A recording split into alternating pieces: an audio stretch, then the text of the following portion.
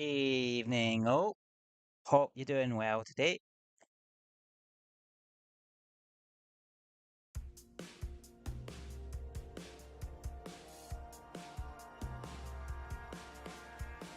Hmm. The calm sky. Kind of ironic considering that it's actually pretty windy where I am at the moment. I mean, it's also still bloody hot, but not so much right this second. And such, so yeah. I don't get to complain about the heat as much today. Which always a bloody plus in my book. Then again, gonna play a bit Montana is always a plus in my book.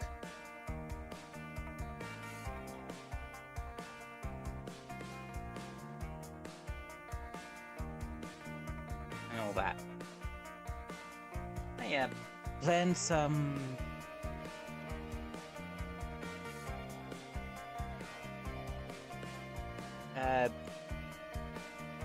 Monster Hunter Rise. Get back to that playthrough. And I believe we finished off like a key quest or two before the Magnamalo urgent. So what the plan is today, do that last week key quest, to do the urgent, and then do a bunch of key quests afterwards, hopefully do the urgent after that, and then we can and then that'll be all the village key quests and shit done.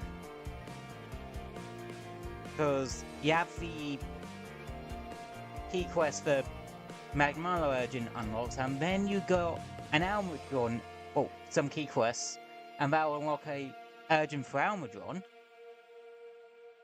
And once you're done that, boom, no more village key quests. You do have the rank catch-up quests, which are basically a way to speed you past the low rank hub quests, because you already did the village quests, which were all low rank, so yeah. Yeah, I'm gonna start the game up. I'm very much ready and raring to go on this one. Now, I have not been grinding this game too much, if at all. One reason. Backlog. As all the context you're gonna need on that one. Backlogs are a bit of a bug.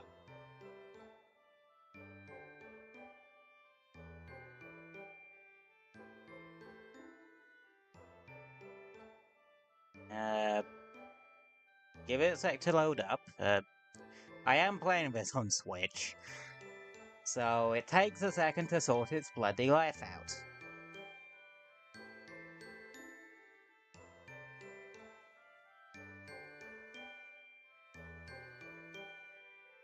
Yeah, I don't have a Switch, dude.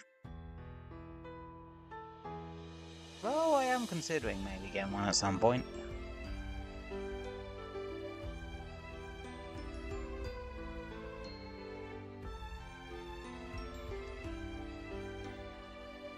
Okay.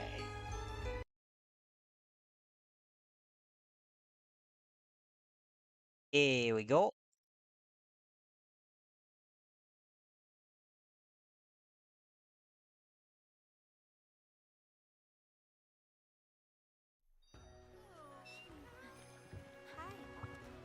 Oh, we have 2 village quests to do here. Can I get on with it? Make sure to check the special quest as well. Oh yeah, a special license test. These, like I said, are village quests to fast track your progress in Don't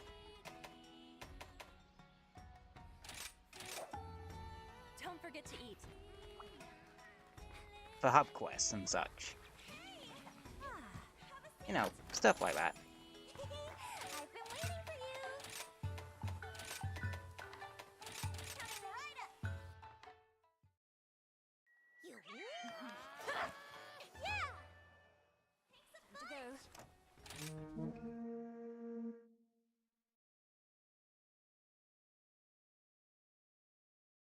I feel like I might have gone into speedrunner mode today, haven't I?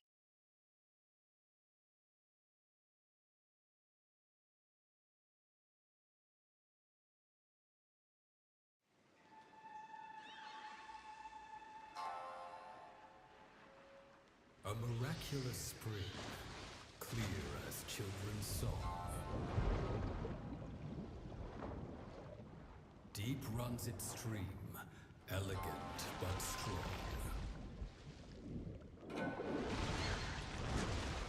A lullaby is sung, soft sounds of seduction.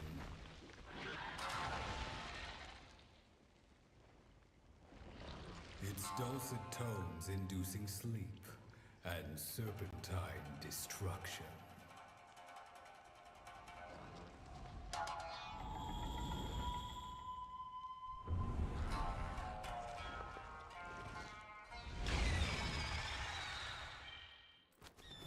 Let's make this a quick one.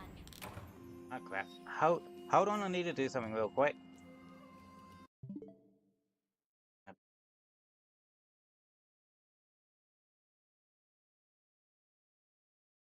Don't worry, because when playing it on Twitch, going into the home menu actually pauses it.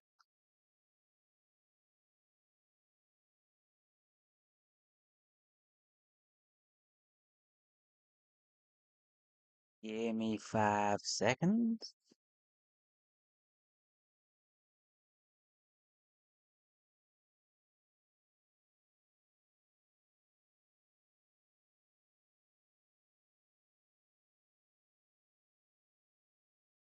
Uh,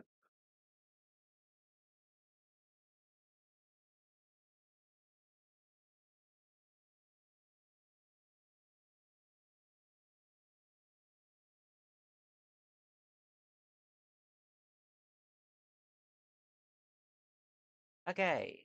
Also, I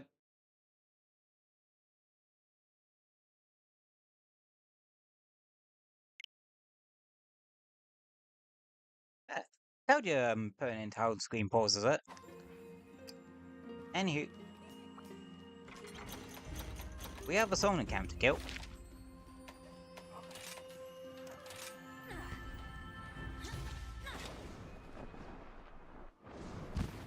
I'm back.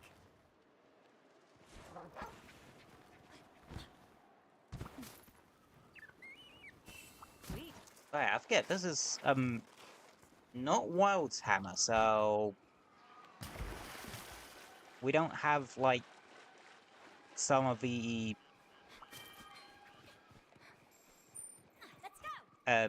moves like we would in Wilds. Like one off the top of my head I can't think of. No, I want the bird. Thank you.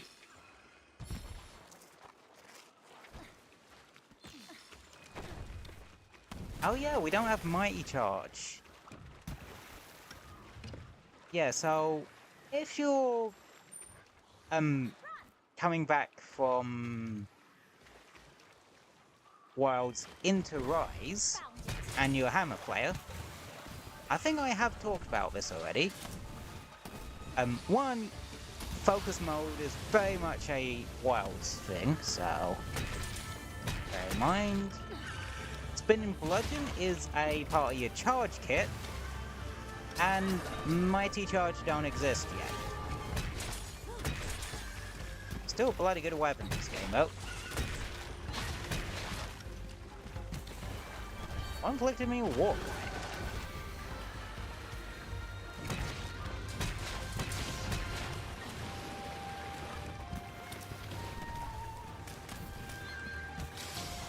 Right, I forget it can flash shield like that. So, Summoner Camp. You might have encountered this thing in Monster Hunter Stories 3. If you've been playing that.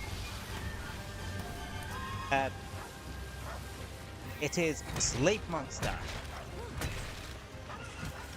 Well, it does have a side of Flash.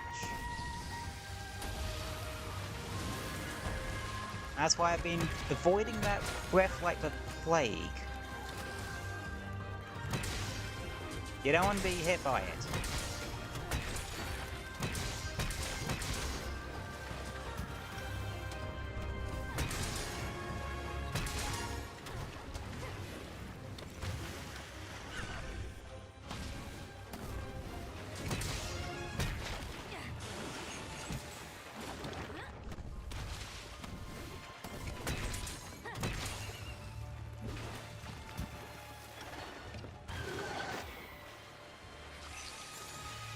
Yeah. Your attack, thing is literally either gonna be Big Bang or charge attack, but standing still. Because that's one that does a big smash. Well, if you're moving, that's when you do the spinning bludgeon.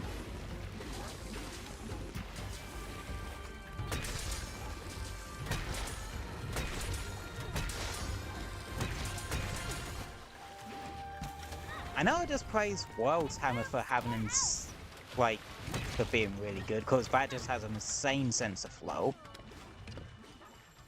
Let's go.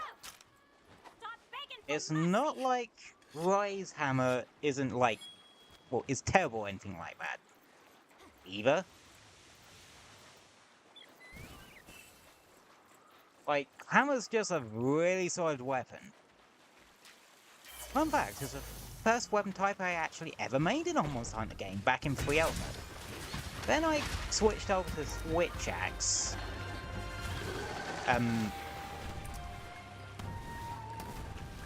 For 4 Ultimate Generations, but I didn't like Generations all too much, so I didn't play much of that one. Never played, so I skipped Generations Ultimate on that account.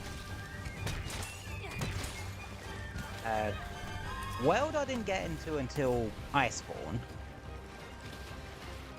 And I would say that's where I started becoming a bit more multifaceted in terms of what weapon types I ended up using. Because I branched out a lot in that game. Iceborne Insect Glaive was busted.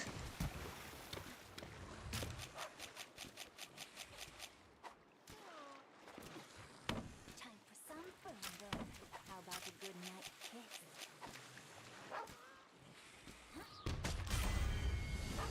Nice. Piece of cake. Quite an explosive way to end off the first hunt of the day. I am not apologizing for that. Nothing personal. Some of these jokes sometimes write themselves. Or I blast low-hanging fruit off a damn tree. Either way works.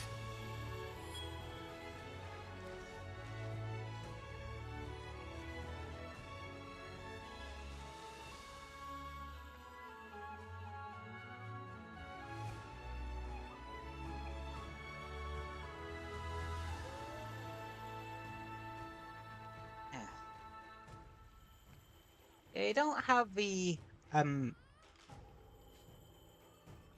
end quest early feature you do in Wilds.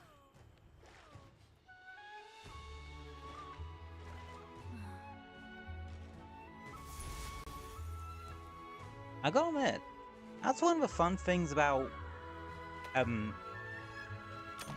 playthroughs of both Rise and Wilds at the same time. I get to compare them more or less in real time. It's very much tickling that side of my brain, which is real damn nice. Alright, I have something in my wish list, don't I? I have a lot of things on my wish list that I just didn't get round to. Mainly Barrios stuff. Really. A special quest has been added. Good luck. Let's see. I'm gonna change weapon.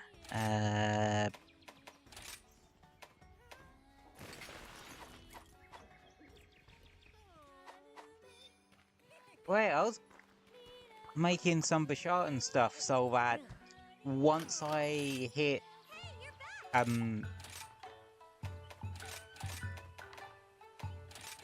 Sunbreak,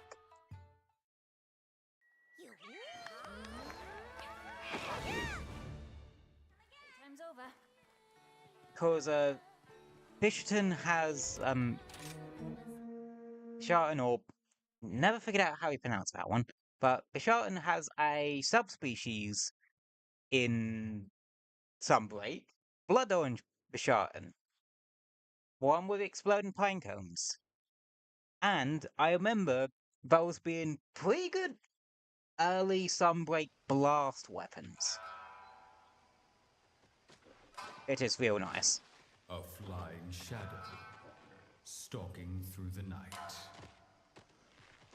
Silent as the wind, with eyes shining bright. Peekaboo. Always craving blood, lightning running through its fur. Yeah, When like it we're running seized through on its prey, these quests. becomes a blur. Toikadachi. First appearance, once on a world. Let's make this a quick one. Lightning monster. Apparently does not like poison.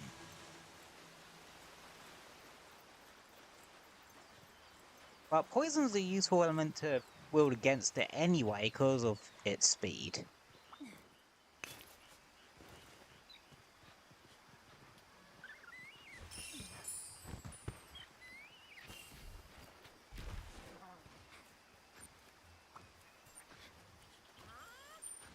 Okay.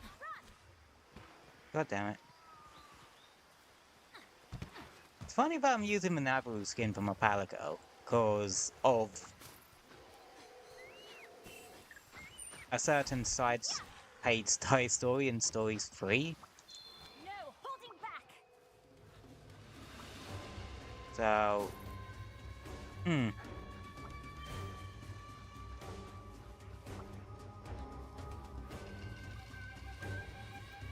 I did not mean to all that. It just kind of aggroed on me anyway. That's all.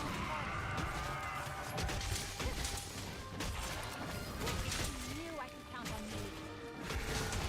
Does this have Dragonfire or Exhaust? I think it's Exhaust because it's blue.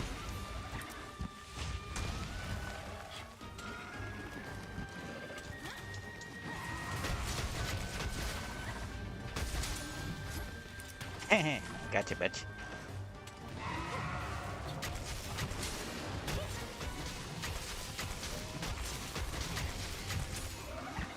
Oh, accidentally activated the trick toad. Huh?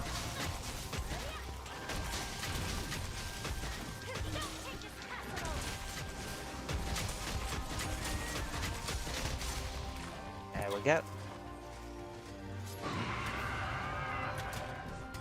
Yep, he's mad.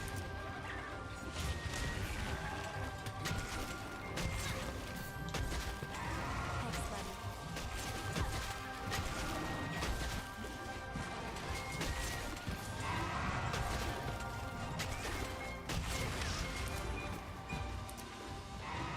Right, I have a button to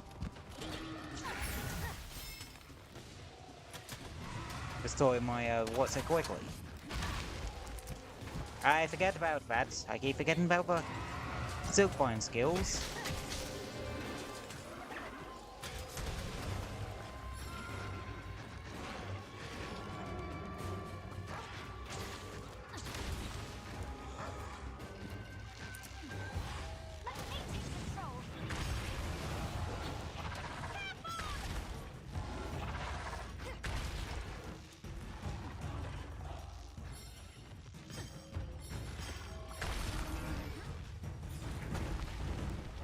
Yeah, I just wanted more materials. I have no reason to go for great wargy parts, but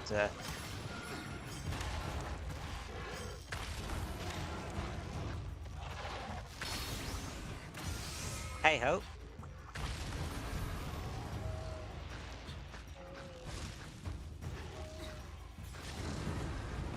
Yeah. Bye.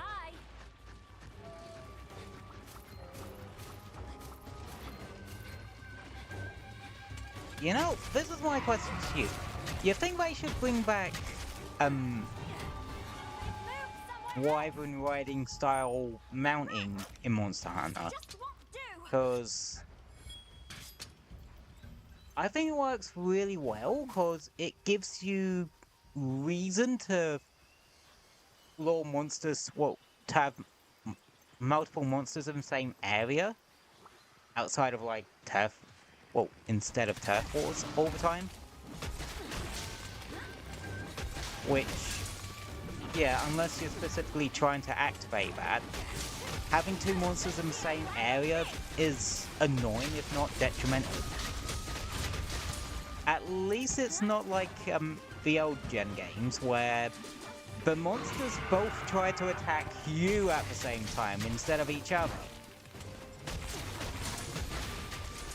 I wonder if that's why Echo works so well. Because of the fact that the monsters both attacked you. And I wonder if that's why we haven't seen it since. Because You okay? with these, well, with the mechanics of, You're my best pal. the monsters attacking each other, there's a high risk of, if they didn't get that Echo summoning ability right, it could just end up summoning monsters that end up attacking it instead of you. Unless they made it so that when it does do that and summons a monster, it immediately scarfs. Like, and rewrite the ecology so it's like, oh yeah, we have since found out that they use it as a diversionary tactic to get out of an area whilst they're distracted fighting the other monster.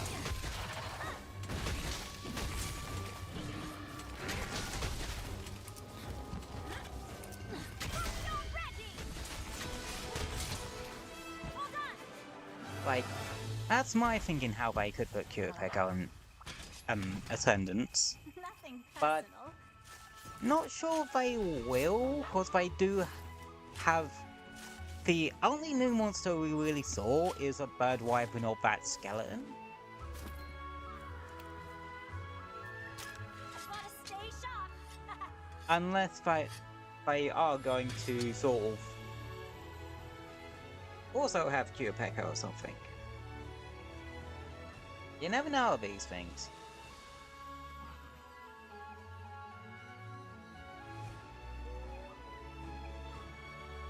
You never know.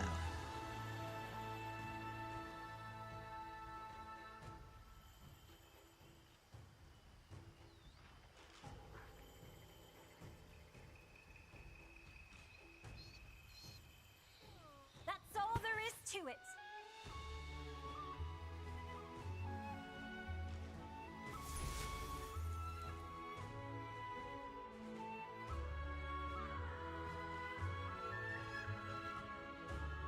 Uh,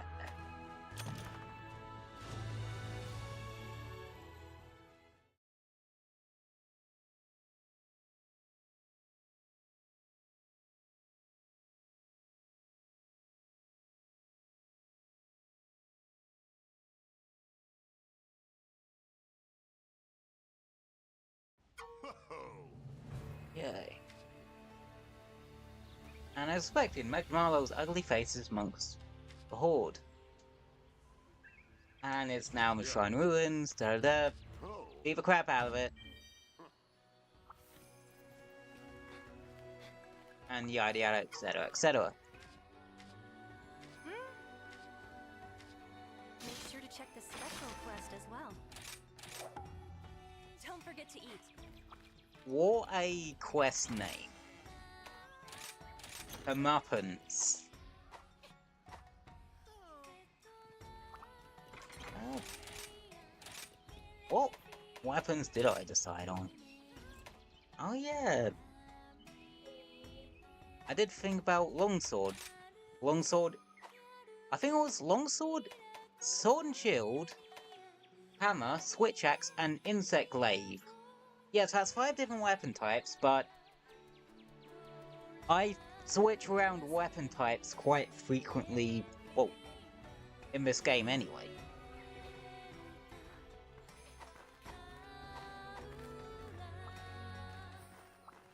I don't really do so as much in Wilds, just cause it's a pain to actually get weapons up to max,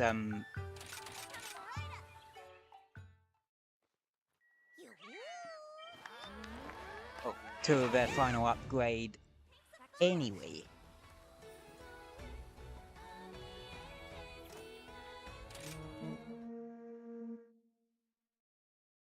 Okay, time to kill the exploding firecat.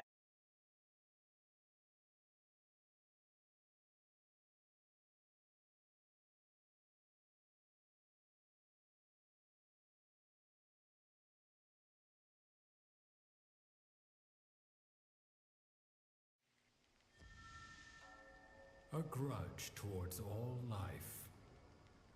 Oh, I say Given that. I love this form thing. and flame. I fucking love Magnamalo as a flagship.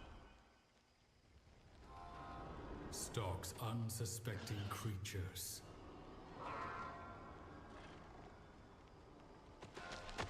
That it seeks to maim.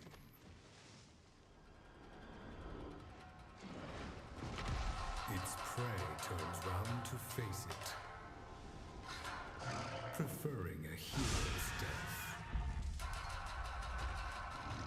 Knowing that this purple fire will steal its final breath. Pray for its soul. For this creature of pure evil shall swallow the world whole. Brother's Peace. And Space Riser's flagship, Magnamalo. And this thing is based off of the big daddy of, well, probably one of the most well-known yokai, malicious yokai going, Anoni. Or at least I think that's what it's meant to be based off of.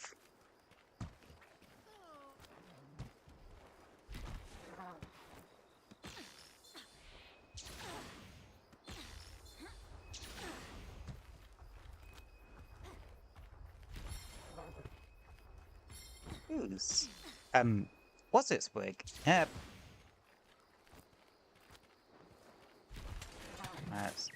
that man if I do.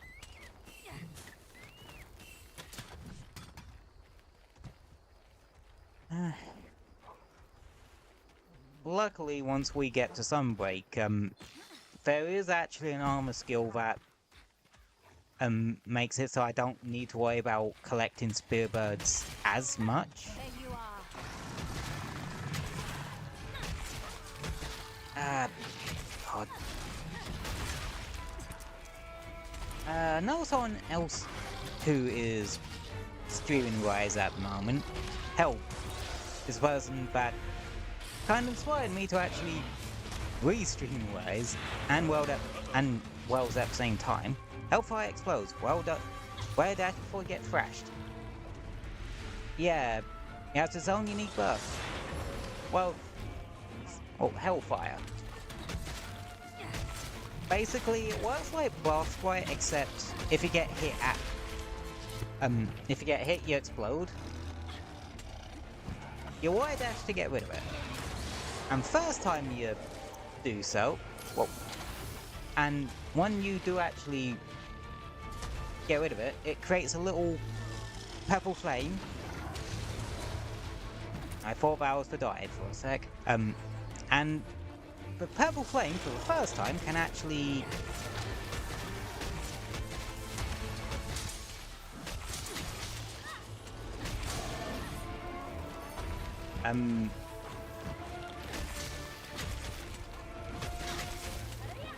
knock over Magnamalo.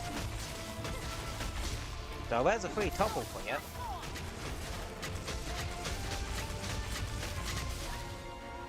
Let's see. Parts you can break. Because I know that hit zones that break all parts of this thing well. Oh, there's a dive. I missed that by a hop.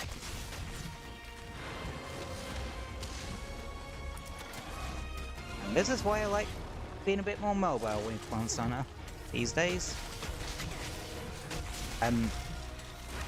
Yeah, the breakable parts?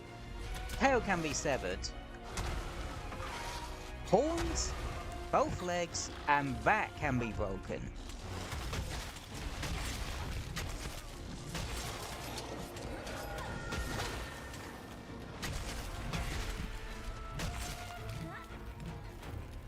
Better follow it. Let's see. What is it weak to? I think it's weak to either water or thunder. So that Toby could have, from the opening, could have actually been in with a bit of a fighting chance. If it was a stronger thunder monster. The Blue Hair Hunting Helper will enhance the effects of certain items when used while Blue Hair is inside the help cage.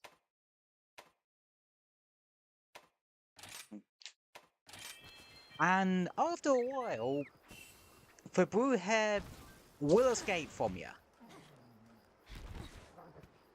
Still a bloody handy buff to seek out. I don't know where it is on the other maps. Hell, I forgot it was there on this map. Oh yeah, this is where the Mud Beetle is.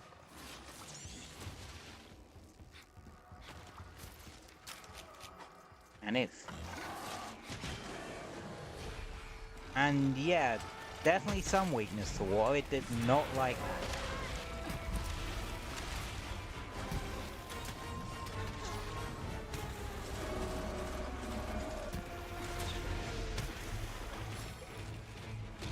I believe in either high rank or master rank, when in rage, you'll actually do that move, spear shockwave thing twice.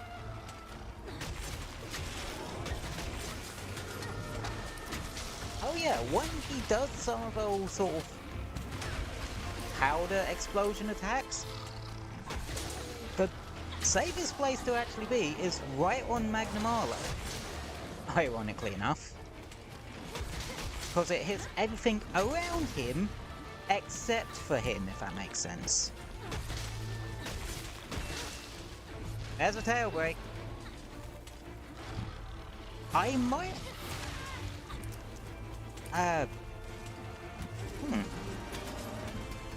Shit. That hurts, so don't get hit by that.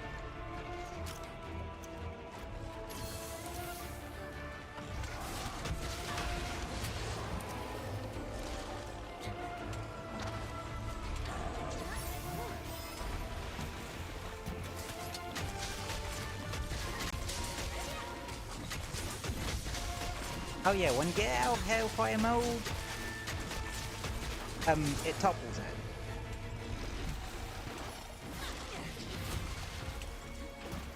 And I think the way you dispel it is by specifically hitting the parts that are covered in Hellfire.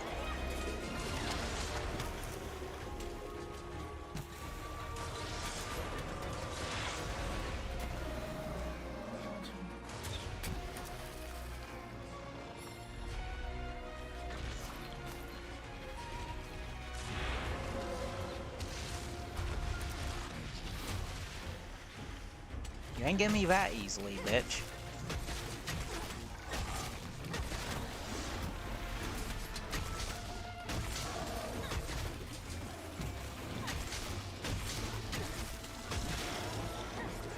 Yeah. I'm gonna say this. Even if you know what you're doing with this guy, watch your ass. Because this thing will kick it if you're not careful. Especially in Master Rank.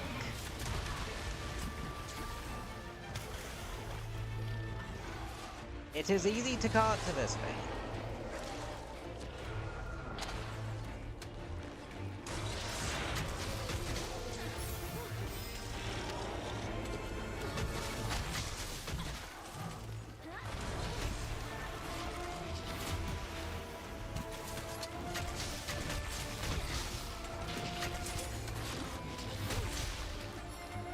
Sometimes it will actually miss you by a hair's breadth. Oh, nice.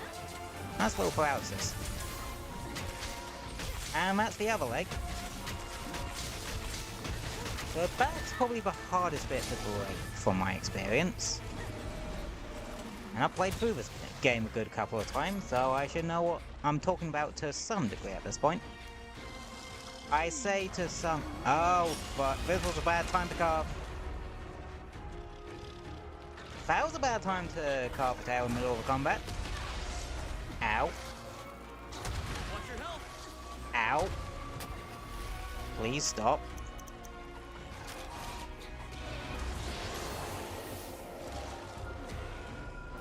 You know, I will say this.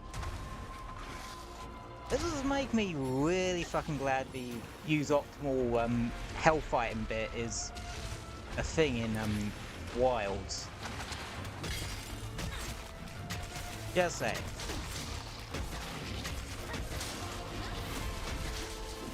Yeah, for some reason that just barely misses me. To this day, I never got how I managed that. Either I'm an accidental positioning god when it comes to this thing, or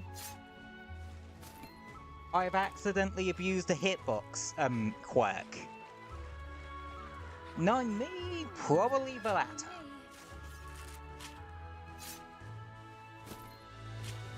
I may have been playing this franchise for over a decade at this point. I wouldn't say I'm the best hunter out there. Especially cause some days I have the disposition of a fucking honey badger. Does not help that Sword and Shield kind of can be a... Well, Sword and Shield and Hammer, two weapon types I would say I main these days, enable this playstyle in me. Especially Wild's Sword and Shield and Hammer. That shit is ridiculous. And again, I think I said a minute ago that Wild's Hammer has some crazy flow to it.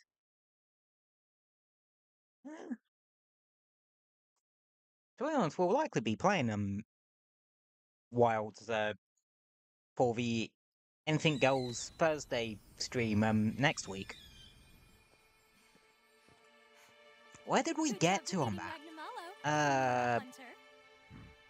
Oh yeah, we got up to... A true hero. Oh yeah, we got up to just before Raid Out. Welcome back. We heard you beat that Magnamalo. That's always a fun fight. Way to go! We've been thinking about what Elder Fugan told us. About what we could do. Oh, that to went help better than I protect expected. everyone in the village. But Just a bad all we time to can do carve is that take tail, care of though. buddies. And I can only prepare Dongo for you. But then, we figured that all the work Iori does actually makes your life a lot easier. And my delicious treats keep everyone happy and in good health. Mm-hmm. And that's how we contribute to Kimura. Yep, you don't always have to contribute A new Kimura in the village big has ways. The brightest kids around. Sometimes just the little things helps now, out.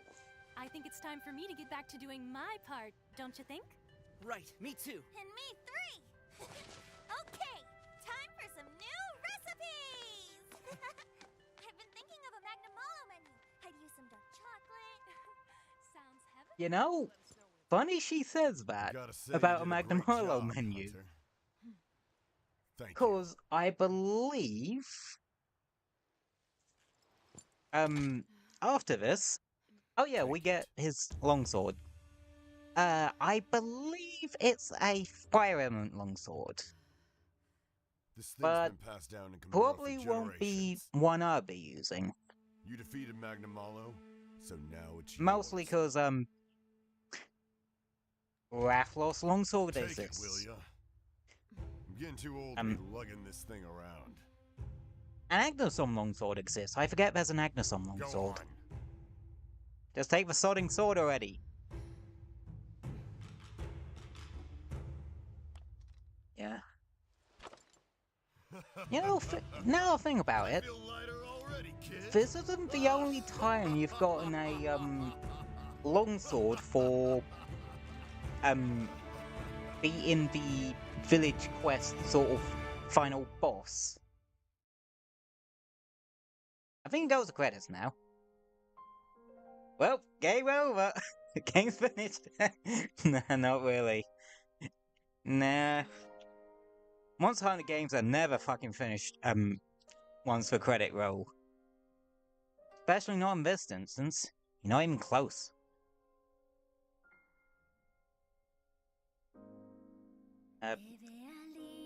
Oh, we can skip the credits if we want. Okay. Didn't know we could skip these ones. Yeah.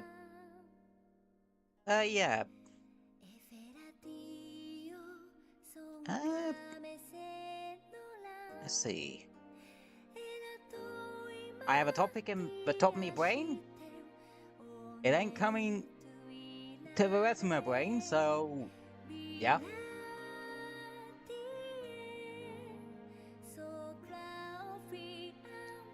Oh yeah.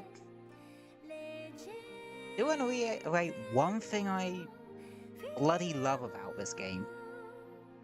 Like, and it's one of the reasons why Rise is currently my favorite Monster Hunter game.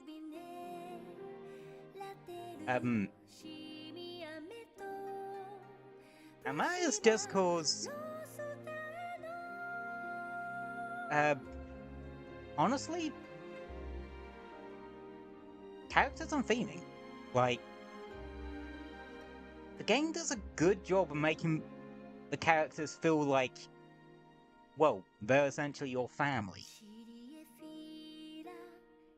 And the monster theming in both the base game and Sunbreak is fucking impeccable. I've already said multiple times that I'm a sucker for the stories behind Japanese yokai and that. So of course I'm going to love the Monster Hunter game whose monsters are themed around Japanese yokai.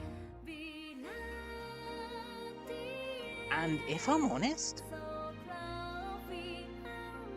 I think this is probably one of the few times that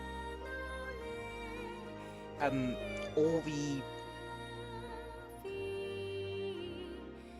new monsters in a Monster Hunter game have a particular theming to them. Typically they kinda do, kinda don't. Sort of thing. They're sort of more gameplay themed, more than concept themed. Like how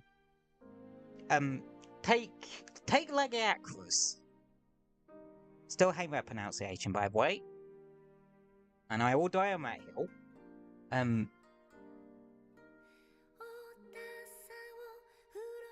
It's the flagship of Monster Hunter Tri, the one that had water combat. So, it's designed with water combat more in mind.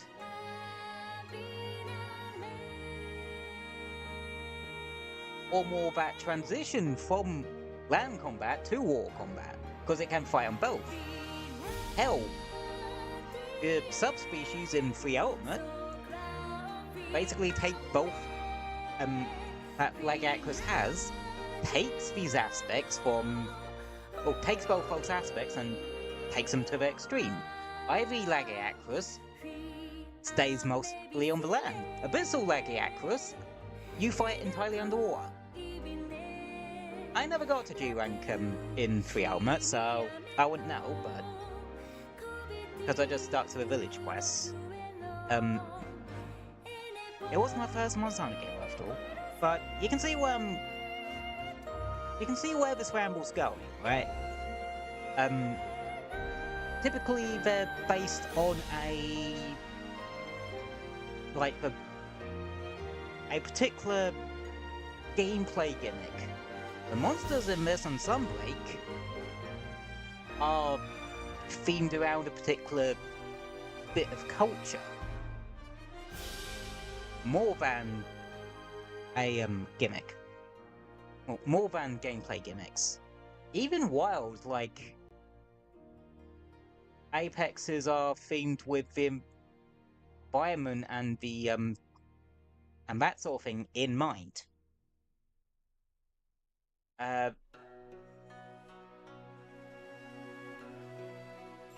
Okay, now I'm gonna skip the rest of the credits. We made more, but no mistake, far harder hunts are ahead. Speaking of which, 5 Star Quests.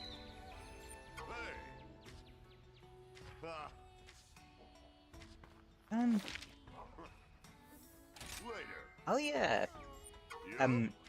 You can get for females, cause you know, a Minotto scarf.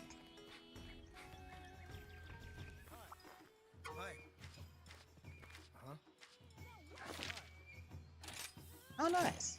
I believe what that does is allow it to grab the monster's attention, How are you today? which can be useful. But honestly, almost all Palamute gear is overshadowed by the one introduced in Sunbreak. Yep. Sure. A special quest has been added. Anywho, Here's the yeah. quest list. Okay, we got 4 to do here, and yeah, this is where a lot of the other flagships are.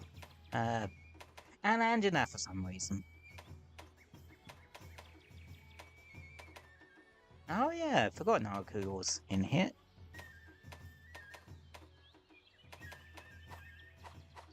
Come again.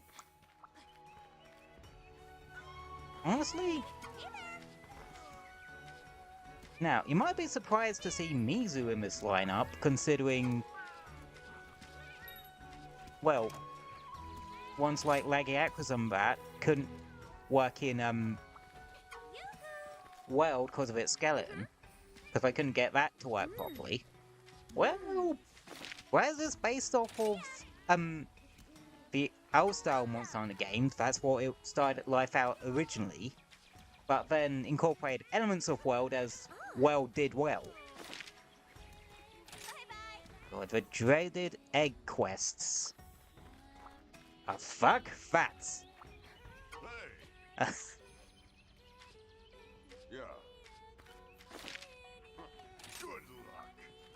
Yeah, I have not been hiring buddies outside of,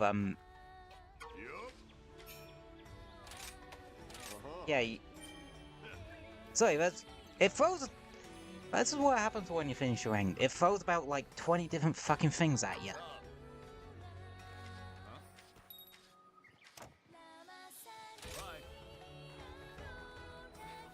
It's one of the things about Monster Hunter. God, I forgot what I was going on about.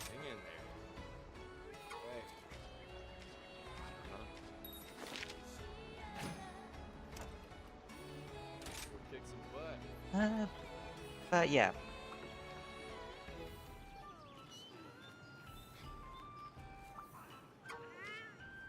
I'll say this, if you're interested in giving Rise a shot, well,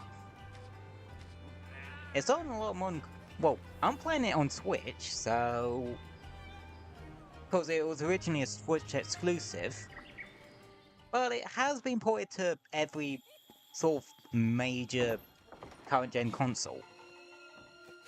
Also, now that it being Magnamalo, that village quest, to get this thingy. Obtain a weapon blueprint for a body blueprint. It's a sleep one, which is only really useful when playing solo or in a pre-made group, because then you can call out that oh shit. Yeah. When you're in pre-made group, you can kind of call out when you put the monster to sleep. So you can blow it up. You know, like how at the end of the Somnicamp quest, once I put it to sleep, which is fucking ironic, once my Palico put it to sleep with the endemic life skill, I stopped attacking to blow it up. Yeah. Basically, that's one of those things in the Monster Hunter community does. I think it's called sleep bombing. Or at least that's what I choose to call it. Now let's see. We gotta do 4 out of 5 of these. Nagakuga, Zenoga, Mizu, and Rathalos.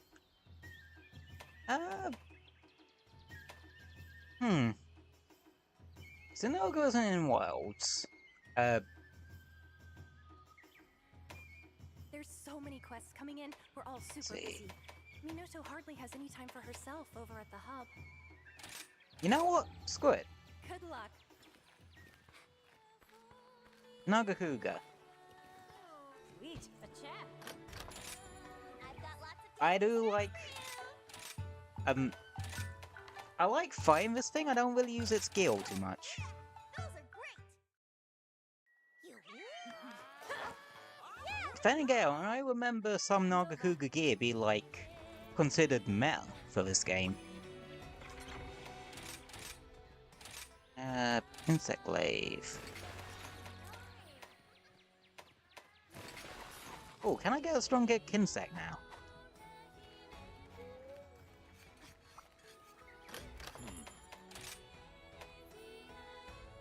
No, still only rarity 2 ones.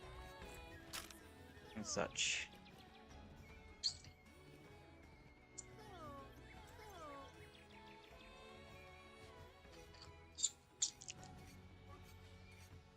Alright, I'm gonna have a quick toilet break. I'm gonna have a quick toilet break, so I'll be right back. And once I do, we'll go beat up a Nagakuga. And I can show you how badass the damn thing is. Okay, see you in a sec.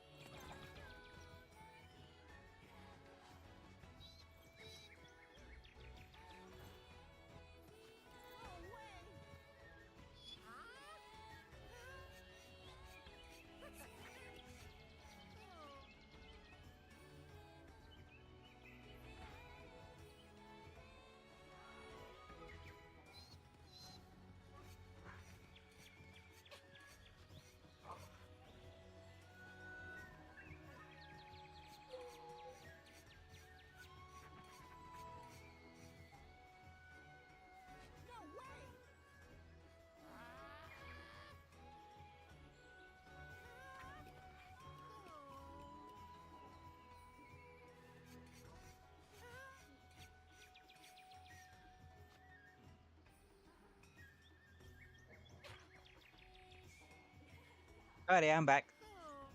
Let's go kick this thing's ass. I just gotta remember how to play Pre-Wild's Insect Wave. Cause Insect Wave plays a lot differently. Well, has a lot different of a playstyle in Wilds. It has, cause it has they added a charging mechanic for it, which I feel like Now takes here is a away creature from its identity a bit. I don't with know. smugness To me, and Insect Wave's all guts, about aerial maneuvers and kinsick bullshittery. haughty and arrogant. Especially in Iceborne, like, Look as it struts. some serious kinsick bullshittery occurred there. And suffer your fate.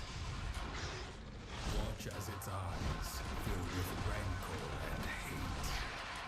Don't try to run. It's already too late. Told you this thing was bloody cool. You know, there used to actually be Sonic the Hedgehog themed event quests. One was running around collecting rings in the Shrine Ruins. The other was fighting one of these. To live and learn. Unfortunately, both event quests have since been removed. Like, you can't download them anymore.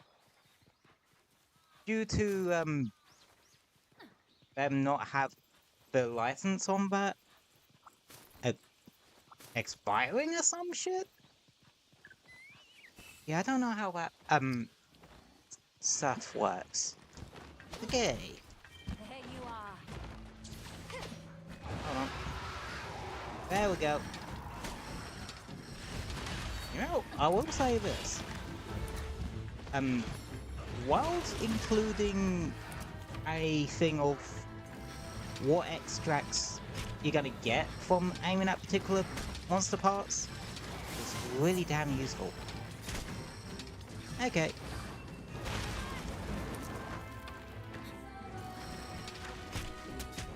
Right. Oh, tail.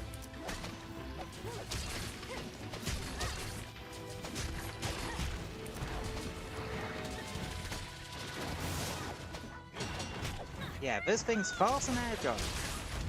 So am I.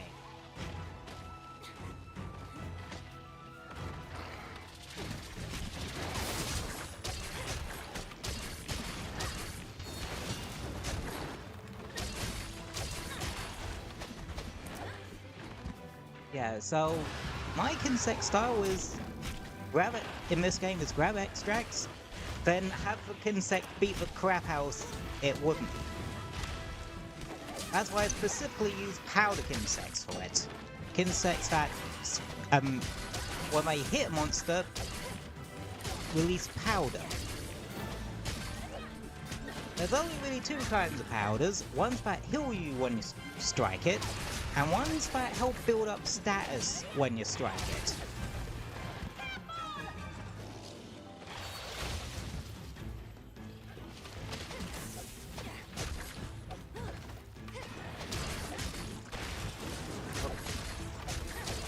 Yeah, so I think the triple buff only lasts for about a minute.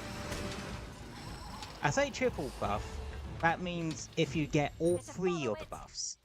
Red increases attack, white increases speed of some shit, and orange increases defense.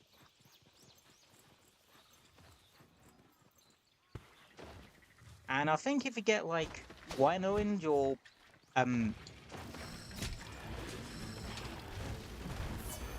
white or red, you get like other benefits.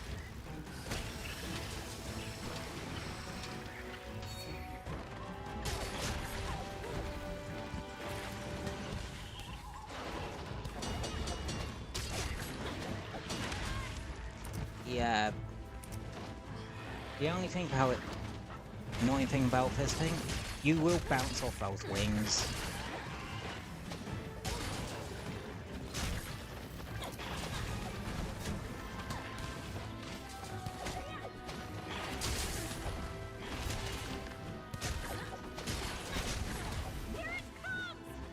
No, I think I'm getting the hang of this. Ow. Never mind. That hurt. Oh, I never get trap bugs. This is bloody useful. Right, I forget about Silkbind skills existing.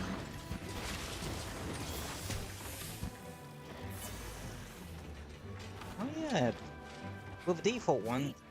Oh, does that give my insect like infinite stamina for a bit? That's bloody useful. Go nuts, little guy. Oh, yeah.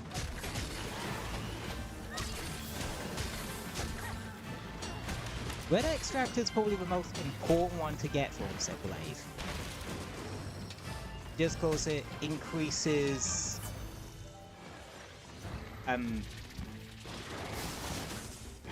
whoa. God. There we go. Okay, oranges for tail.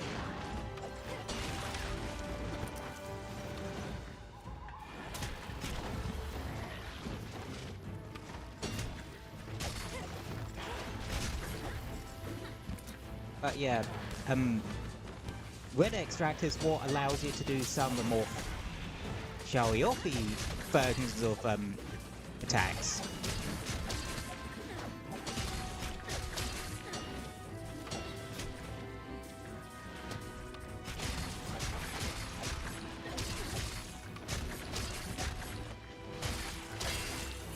There we go. I wondered if we were going to get the tail back at some point. I would say with Naga, probably the hardest part to break is likely the wings, because you bounce off them. Unless you manage to get blue sharpness at this point, which good fucking luck to earn that one.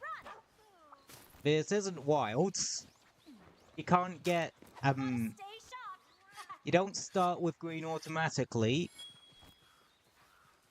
And you don't really get blue till like partway through high rank. Unless you're using the bloody defender weapons. Which I am for context. It's a bit silly not to use them. Unless you want to take the slow route. Oh, unless you want to... Oh. Actually, no, I take that back. I don't think it is silly if you don't want to use them.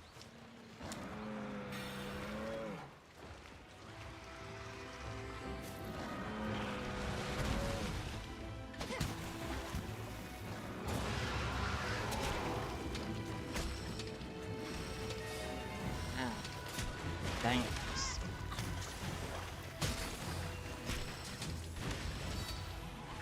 Okay. Right. Azeros. I don't remember what his moves are. Okay, swipe, swipe, swipe.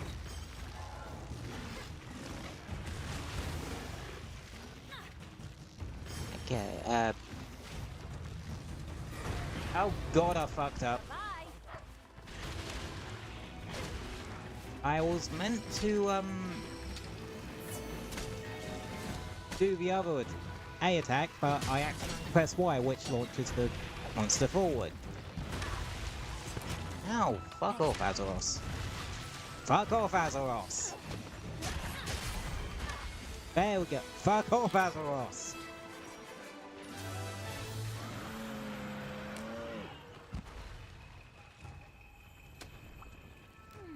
Yeah, you run away, you prick. Anyway.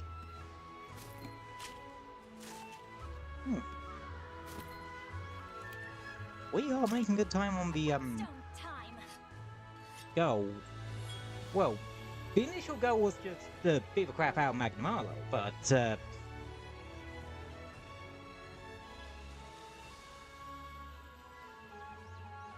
the stretch goal was to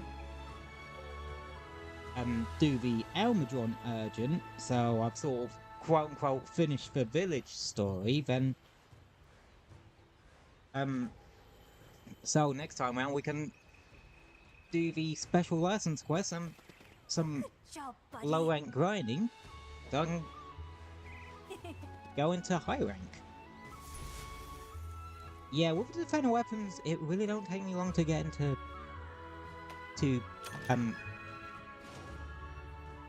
high rank. No, to get through the village quests. Because, well, they are meant to be grossly overpowered to fast track you to the master rank stuff. I wonder if Ascendance is gonna do that. The expansion for Monster Hunter Wilds. Oh yeah, there's all the fancy stuff. It.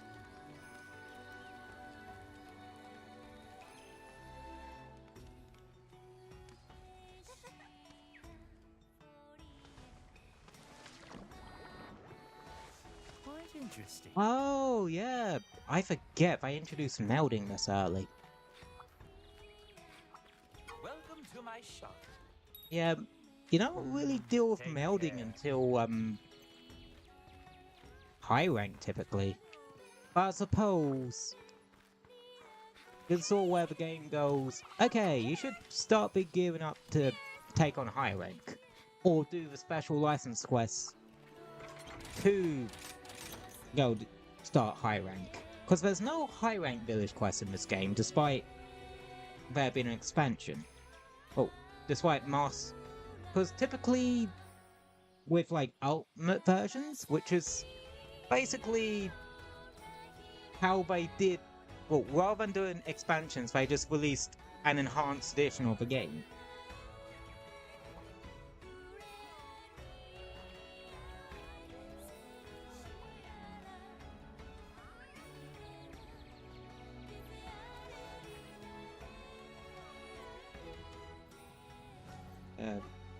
But yeah. And one of the things this enhanced thing would do is add high rank village quests and such. I don't even know what Generations Ultimate actually did. Or if that just added G rank, which was what Master Rank was called before World. I never really got into G rank in any game other than 4 Ultimate. And even then, it wasn't really that far. I wasn't as confident in my skills as a hunter, till about World, I'd say.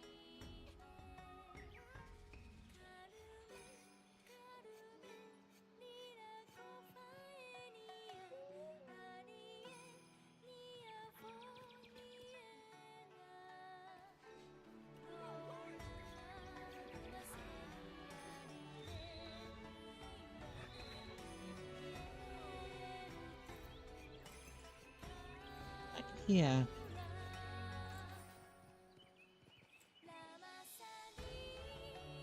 Right, what's the best of the targets? Is it Olga, Anjanath, Mizu, and Rathros?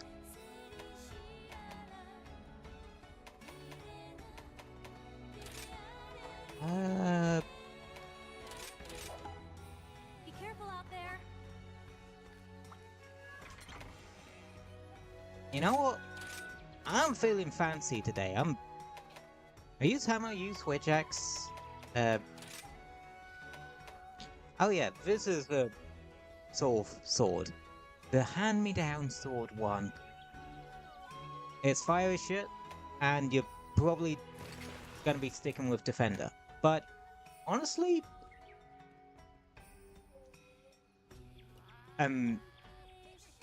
for this point in the game, that's actually not a bad weapon.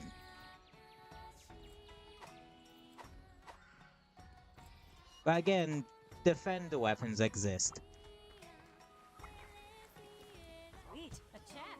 Oh yeah, if you want to know the reason why I'm not taking much damage is because they basically also have a Defender set, well, Defender weapon equivalent for armor sets.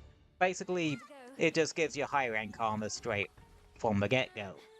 And a low-rank version of it too. Which is interesting.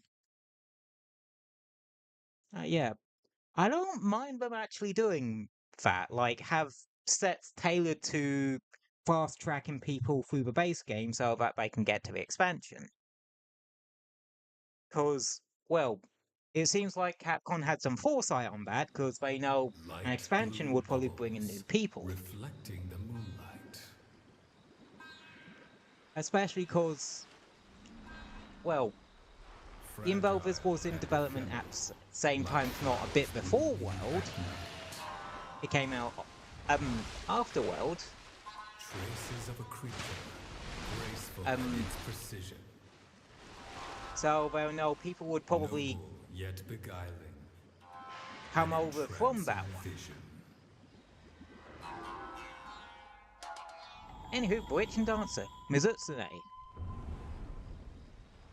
Game of Origin, Monster Hunter Generations. It was one of the flagships, one of the 4 flagships of that game, the Fated 4. Ready for anything.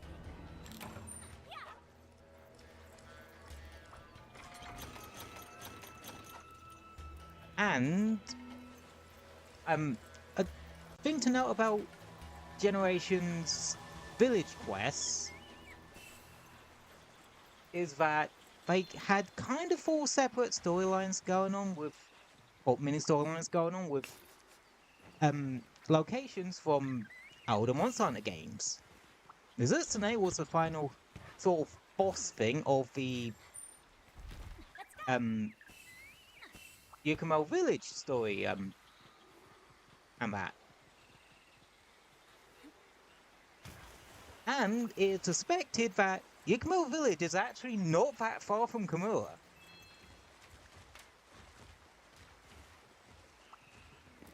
Both having that sort of feudal Japan sort of styling. Is it up there? I feel like there's gonna be a fucking Zinogre up there, isn't there?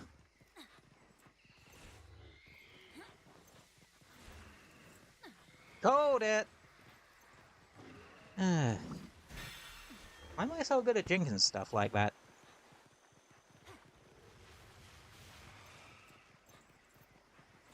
Okay, that means Mizu is down here. Yep.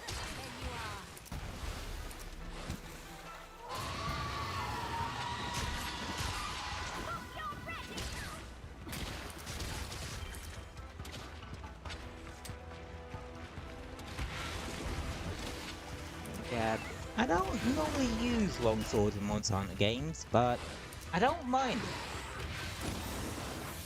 Granted, I'm not a big fan of it having a more counter-focused playstyle.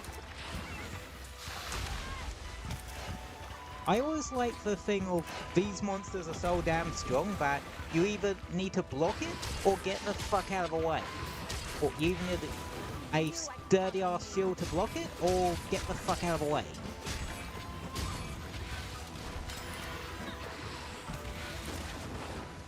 And yeah. But I don't mind the counter playstyle nowadays. Just cause you still have the animation commitment. You typically have to deal with other, like, weapon types.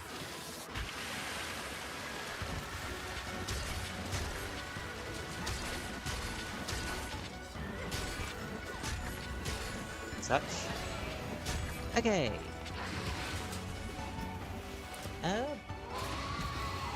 Might as well give you a footnote of how longsword works. In terms of the sword-looking icon in the top left, next to the sharpness gauge, that's your spirit gauge. You got an inner and outer part. Your inner part you build up by attacking.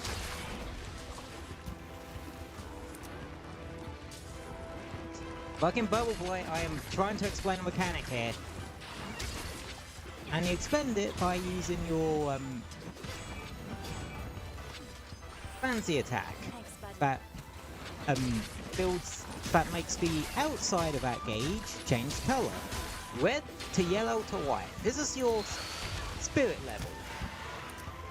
It goes down over time, or you can expend it on certain powerful moves.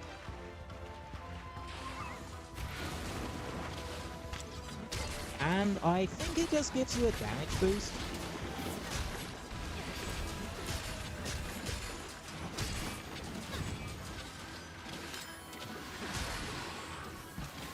And once this, it's sort of, you run out of that. Hang on, let my brain catch up for a sec. Sometimes it takes a sec for my brain to figure out the next thing to say.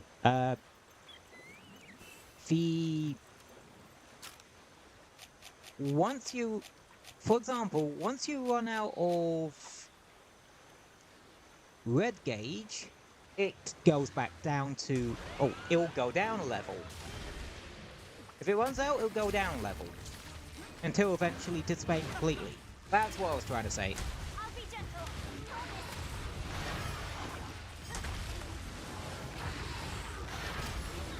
Yeah, don't just get subpar gameplay of me.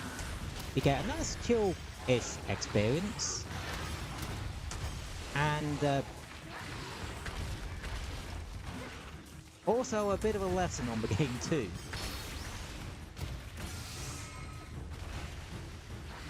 Because Monster Hunter is one of those franchises I know nearly inside out at this point. Hang on, I'm playing the Mizu, not the Zinogre. Whoops. Let's go. It's moved somewhere else.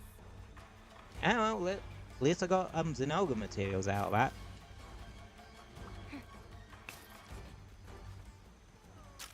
This should do.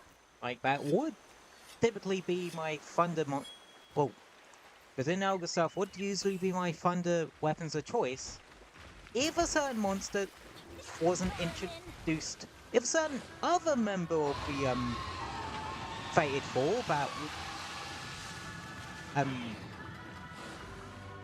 was a direct counter to Mizutsune wasn't introduced in the in Sunbreak at all.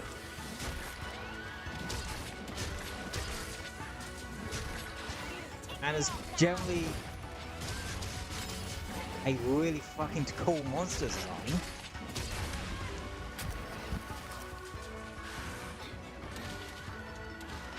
Which you can get super fucking early in Stories 3. And it's deviant too. Because that was a thing from Generations that they kind of just brought over for the Stories games nowadays.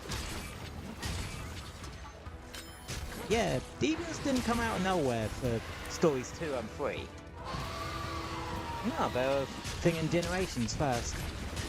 The flagships didn't get their deviants until Generations Ultimate. But yeah, that's where you get stuff like Dread Queen Rathian and Dread King Rathlos and Thunderlord Zinogre.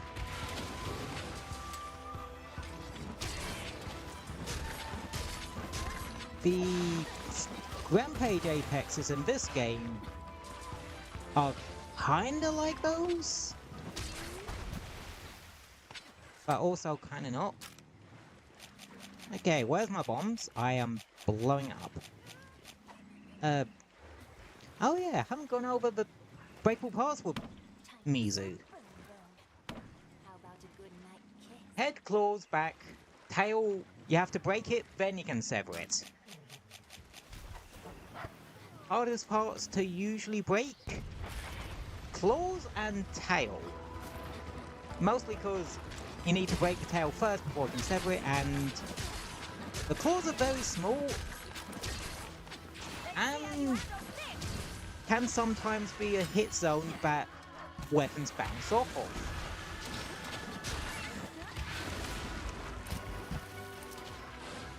Yeah, so that can make Mizu's claws. Watch your health. Ow! Please fucking stop. Oh yeah, that can make Mizu's claws, a bit of a stopgap to the weapons. I'd definitely recommend persevering though, because Mizu weapons not only look fucking gorgeous, that was the wrong button, and have probably one of my favourite sword and shield designs in the entire series. We're just saying something. Get to follow it. But, Stop begging for mercy.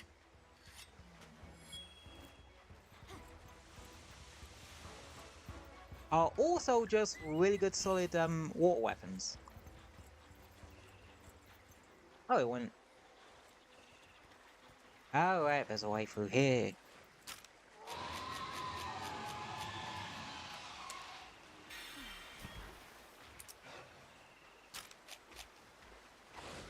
Why do I have flashbulbs?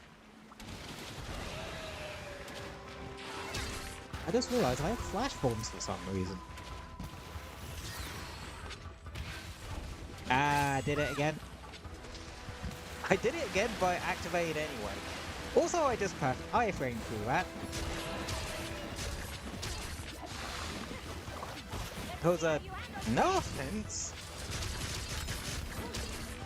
Mizu's water beam is actually not that hard to iframe through for me. It could just be where I've fought the damn thing so many times. Because, in addition to really liking weapons, I like the fights.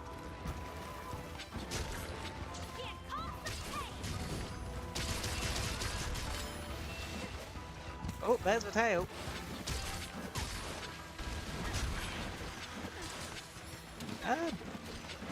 You know, speaking of tails, no, I'm not about to launch in a Sonic-related tangent. That's for Saturday. That's for Saturday, because we are playing Sonic that day. You should stick around for that one.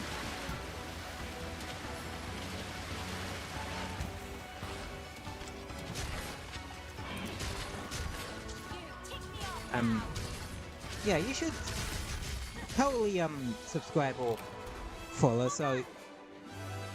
and tune in to Saturday stream and that. Because it's totally shameless plug on that.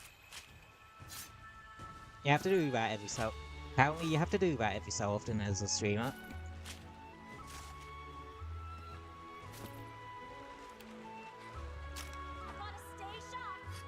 Did I actually carve a tail or...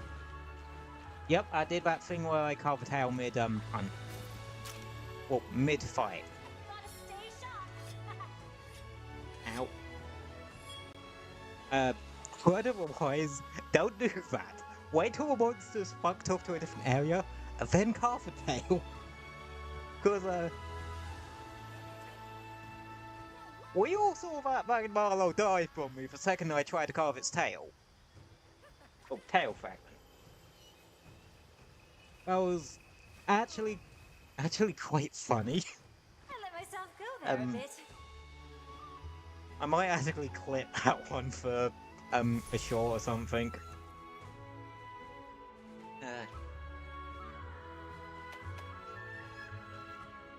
Bitchin'. Yeah, plates are the hard to get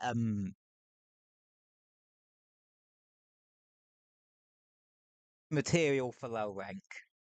You always have a material that sort of hard, well, the incredibly rare 1 or 2 or 3% chance to get type deal. And play is that for low rank. You can also get them in high and master rank at an increased chance. I think you can get plates at master rank. I cannot remember for the life of me.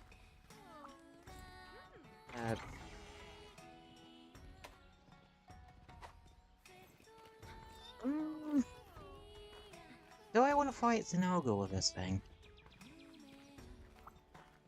A special quest has been added. Okay, I'm fighting Which quest Zinogre would with you it. like?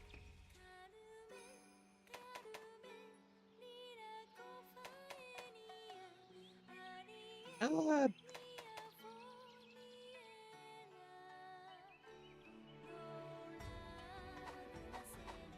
No, of scrap yourself. out with going after Rathalos. Why? Cause this thing is fun to fight with Rise's insect glaive. I have a special quest for you. Cause being airborne is not going to save a bastard.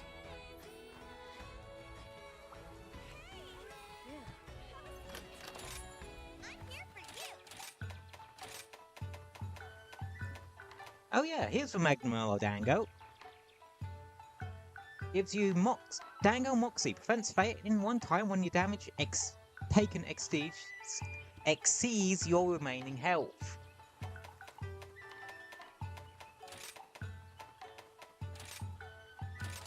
It's hard to say things quickly when I'm in a high energy day, isn't it?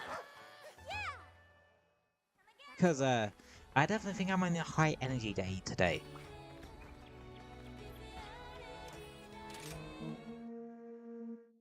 So I'm actually entertaining for once.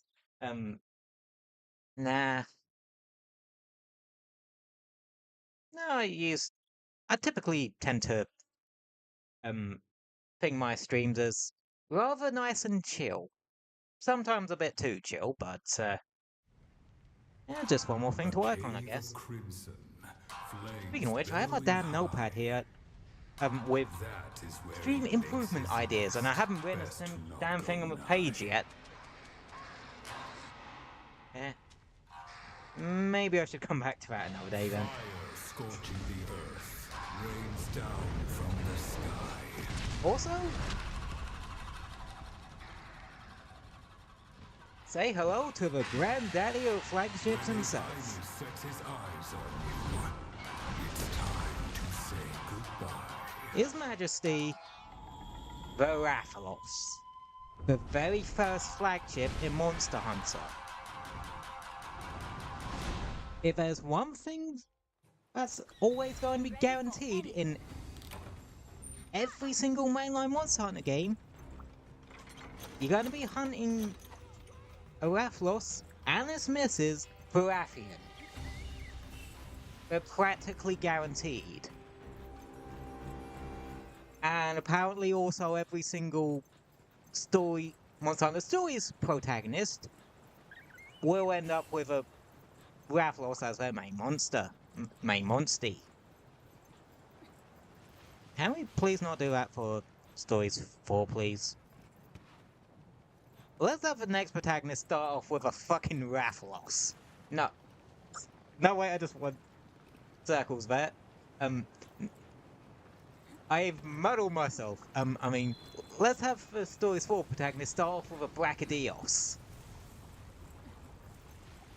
Not a Rathalos. That's not a Rathalos either, that's an Anjanath. God, I am too high energy today. Like, I'm getting myself all kinds of confused. I don't think I'm usually this high octane.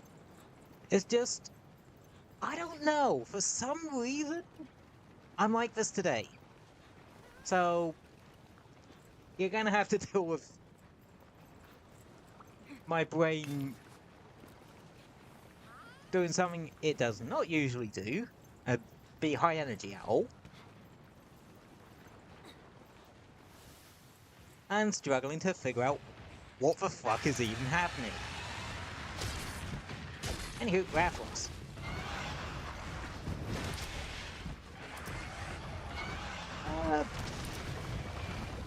Rathian's Queen of the land, Rathalos is King of the Skies. He stays airborne most of the time.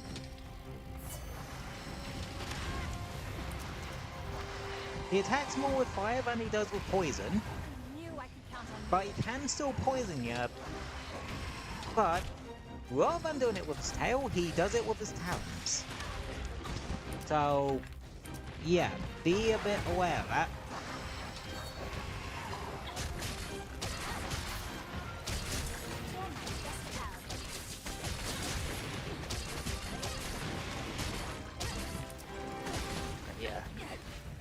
the template for these things.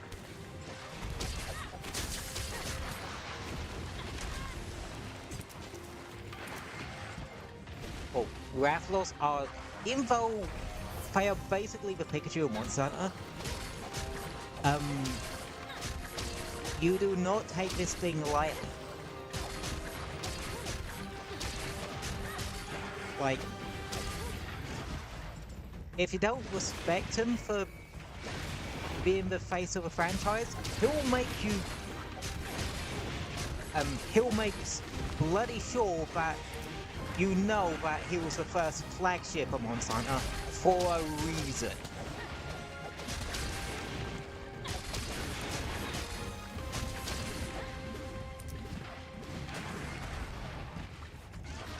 Like, people in lore take this thing seriously. You should too. Even in low rank it could kick you. With defender gear, it could kick your ass still around a bit.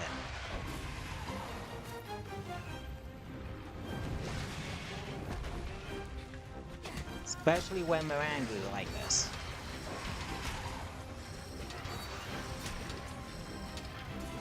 Luckily, I've fought enough of these things over the years to know what I'm doing. To a degree.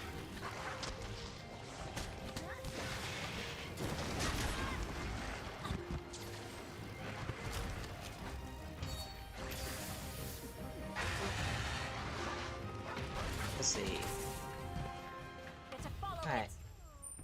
Now we've gone over those details, let's go over some of the other details. Let's see. Like, parts that can be broken. Pretty standard, actually, which makes sense for Rathalos. Head, back, both wings, and tail can be severed. For an extra carve.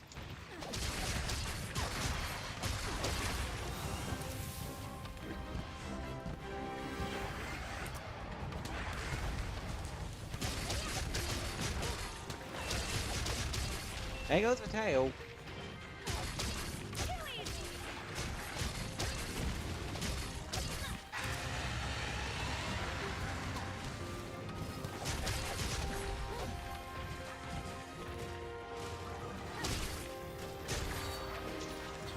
Oh shit.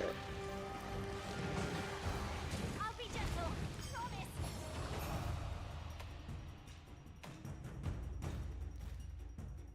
Oh yeah.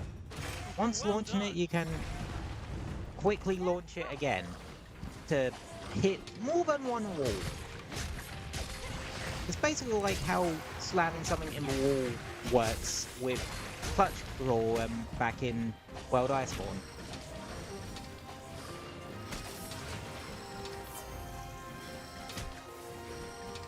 Except with flying monsters, you smack them into a wall, they immediately plummet. You can still use launch flying monsters into other monsters to get wide and wide and going on them. I knew that was coming. Yeah.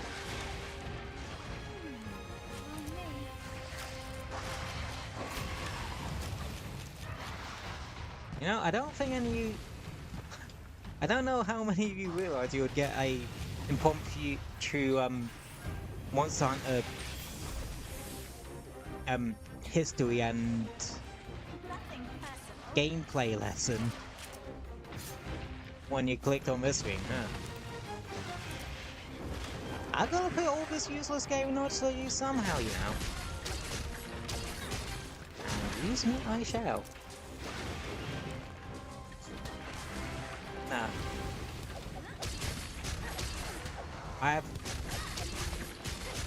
high energy, and I know way too much about Monster Hunter. I know yap about video games for days. That's a bit of a combo for today, isn't it?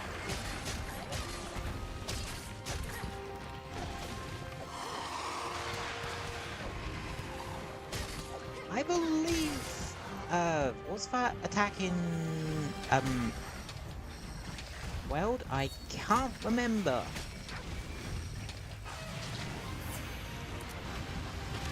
Oh shit.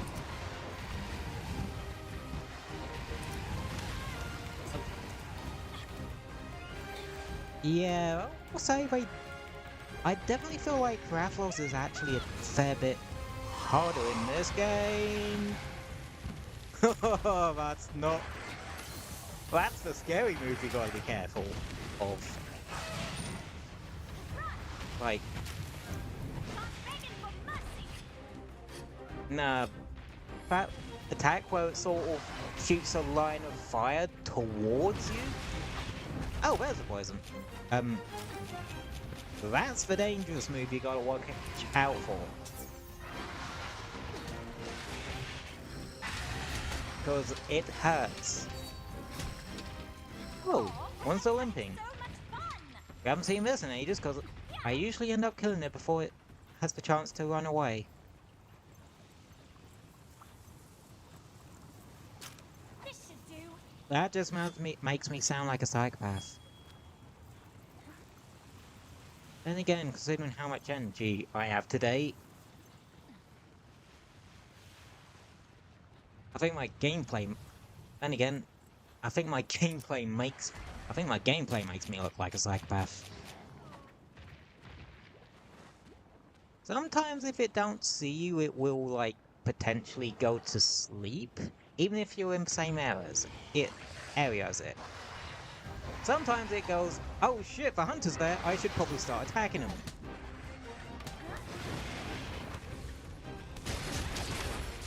Ow.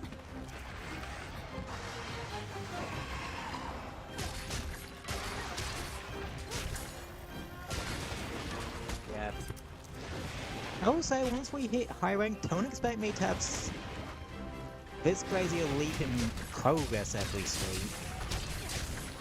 It's low rank, it's meant to be easy.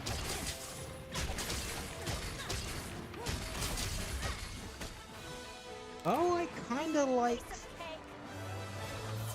Though... You know, I might as well talk about, well, what I think's interesting about, Wild's story structure. Because it uses a more cinematic style of, well, of quest to quest progression, that World and Iceborne does. Well, World and this expansion Iceborne does. But once you hit high rank, it uses a similar progression method to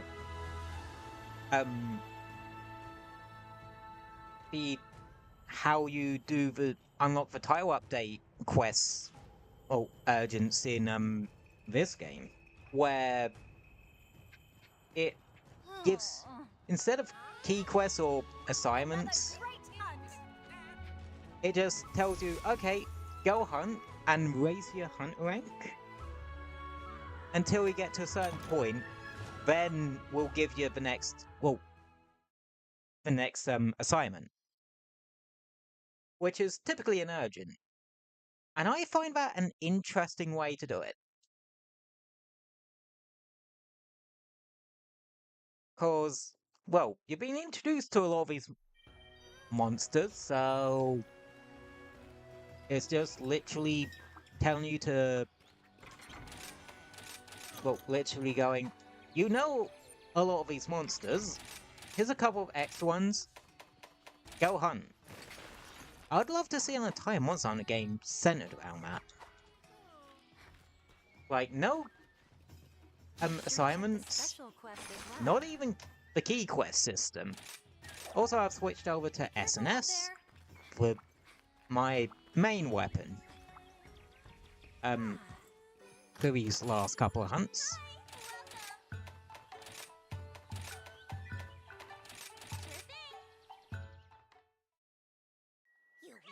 But, yeah. I would actually... I would like, Ascendance's story to actually work like that.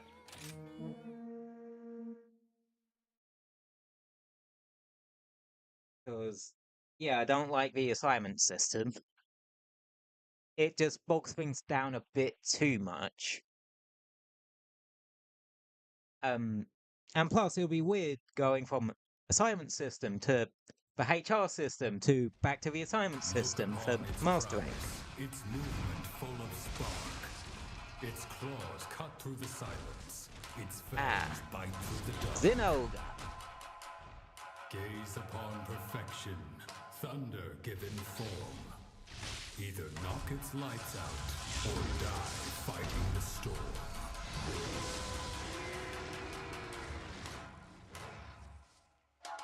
Lord of Lightning, Zinogre.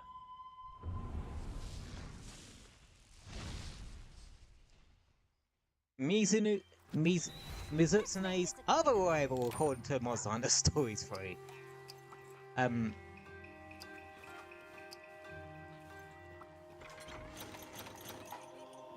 Know how I mentioned Ikomo Village in Nothing Generations? Well, in that game, it basically represents the third gen game. Well, try Portable Second Sweet. and Free Ultimate.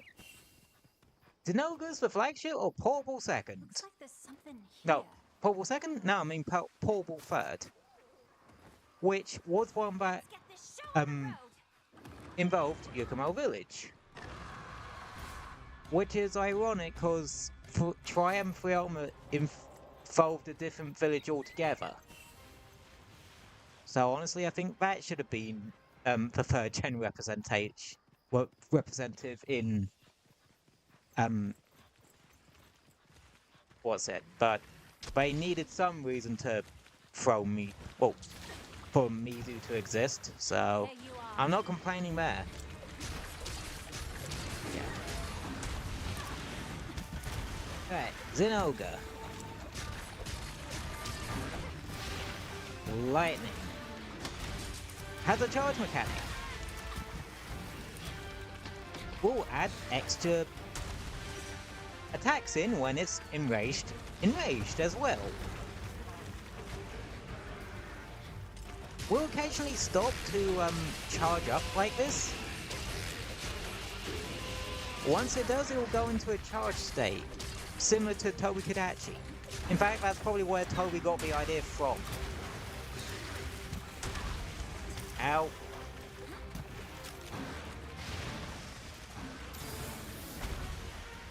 One, two.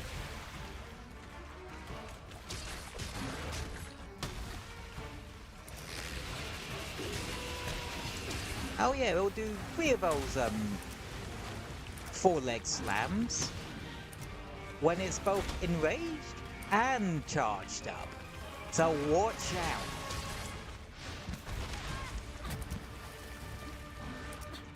Yeah, I remember fighting this thing, or farming this thing back in Free Ultimate quite a bit.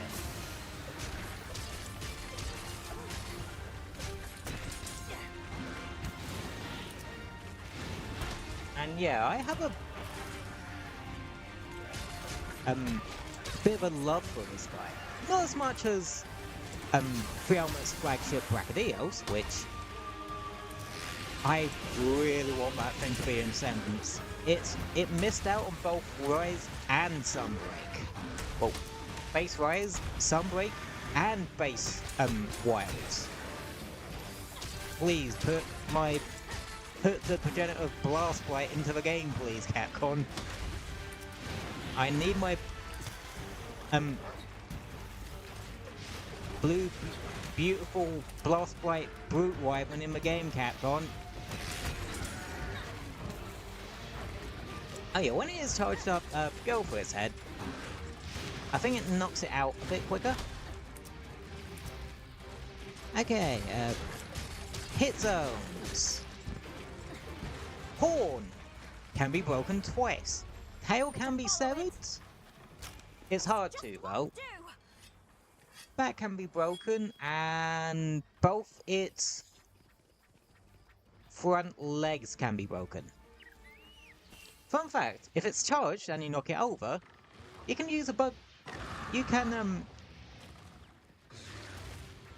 get folder bugs from its back. Who's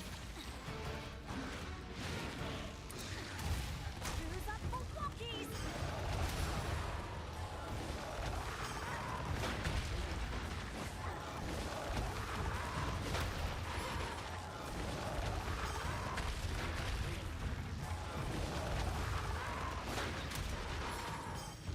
Please stop.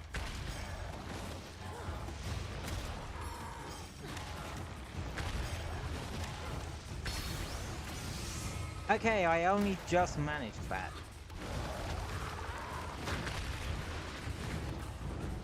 Anywho, now that I yawned on about the Nova for a bit, since I'm yowing on about all the weapon types I'm using at them, as well, since it's been a while since I streamed them, a little bit since I streamed Rise, might as well do that here for the last weapon of the day. Sword and Shield. Very simple weapon in concept. It's a Sword and Shield. You can do attacks with both the Sword and Shield. You can block with a shield, but it's not as powerful as like Lance and such, and their shields. Like I said, you can attack with both the sword and the shield. The sword does slashing damage. The shield does blunt damage like hammers, so you can actually stun it. Another gimmick is that you can use items while it's drawn.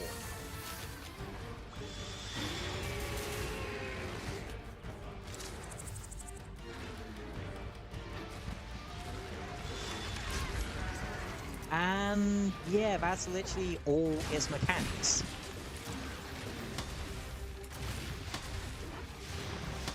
Its strength is in its simplicity. Uh-oh. Yeah.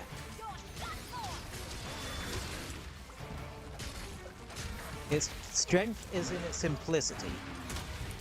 And it's fucking is another weapon type that is fucking overpowered in wilds. Basically, I'd say any weapon with a shield is bloody powerful in wilds. Not just because of the power clashes mechanics, but also because the perfect lock-in is a bit easier to time, so it can make it so that you don't take any chip damage. You can block certain breath attacks just by having the shield out. I'm going Oh, after it. did I mention that with focus mode you can have Begging for mercy. you can essentially aim your weapon, meaning that you can pretty much have the shield pointed at the monster at all times. Yeah, it's kinda busted.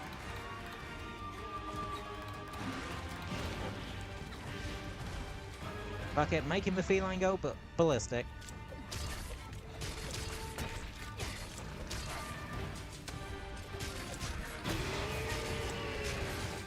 Oh, and another thing about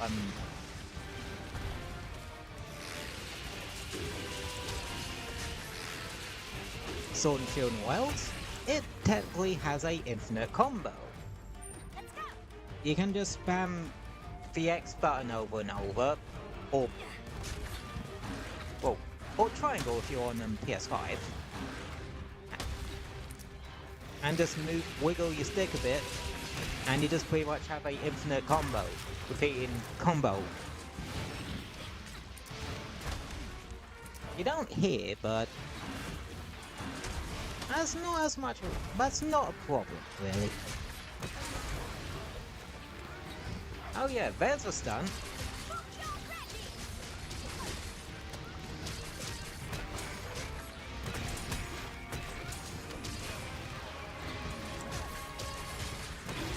Yeah. How will you,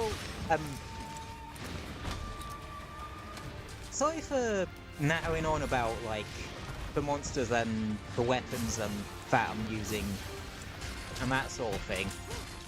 Like I said, I just have a lot of energy today for some ungodly reason. Like, I don't think I even had this energy yesterday during the Astrobot stream. Which, you should totally go, check out the VOD for that, after this stream.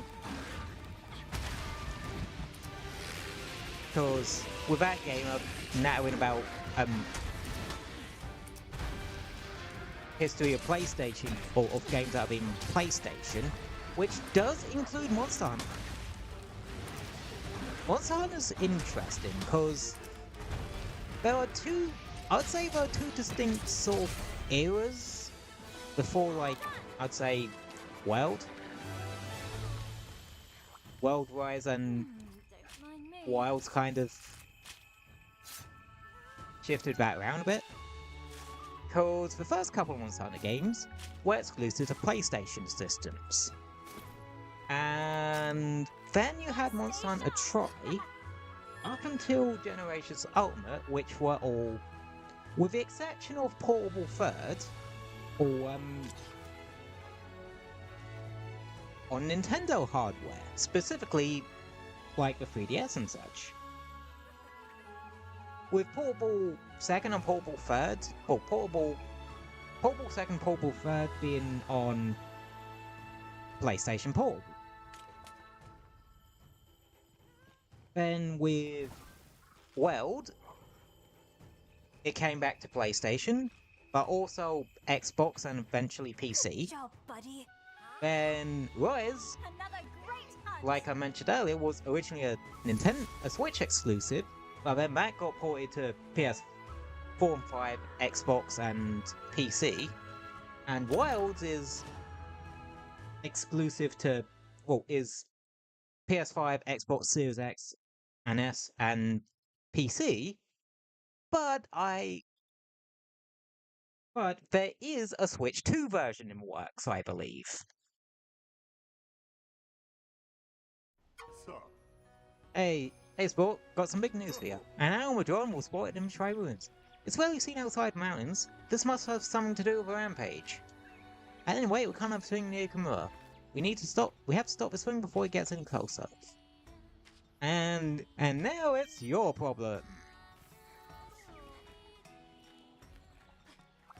Oh, hello. I have a special quest Honestly, for you. Have a look. Yeah. Don't forget to eat. Almadron is another monster that made its debut in this game. And unlike a lot of the other ones, which I can tell you what they are probably based off of, with Almadron, Sweet, a chat.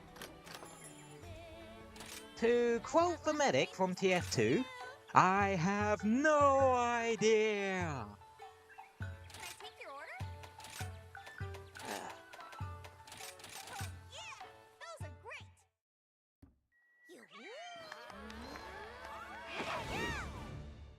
Back to work. Yeah, I hope you've been enjoying this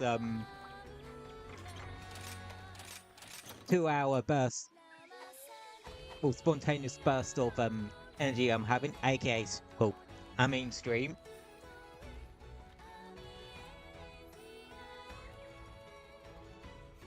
Yeah. Yeah, I really don't know why I'm so energetic today. No, seriously, I'm not normally like this. Hope you all been enjoying it, though. Yeah. If you're on the YouTube side, why not drop a quick like or something? Playing in the dirt. Don't cost you anything and Hard day's helps out work. quite a bit. But I don't mind either way, if that makes sense. Rises from the murk. Have I been doing too many plugs this shameless plugs this stream? I seem to be doing a lot of shameless plugs this stream.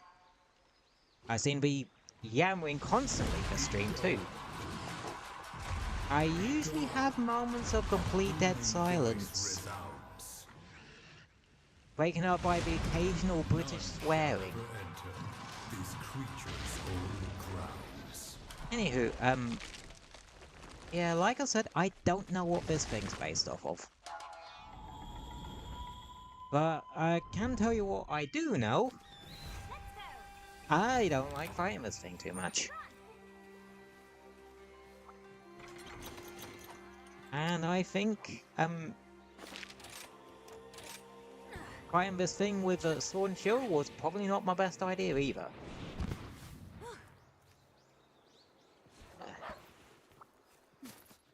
Yep, I think I'm starting to go more usual energy. And again, I don't think all my yammering was energy. I think it was more me knowing way too much about Monster Hunter. Yeah. Breakable parts. Head, both front legs,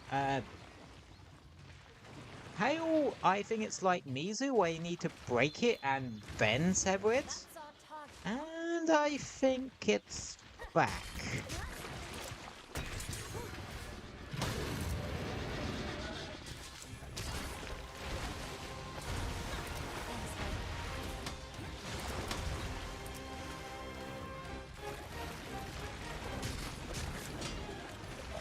Oh yeah, like Mizu, your weapon's gonna bounce off its front legs. Unless you're rocking a high enough sharpness. So, that's gonna be fun. Yep, I have come back to normal.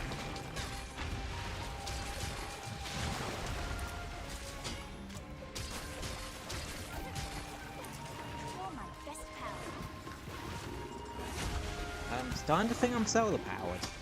Where it's being so sunny during the day, I suddenly have all this energy that just kind of translates into stream for some reason. Yeah, this is more my normal tempo, I'd say.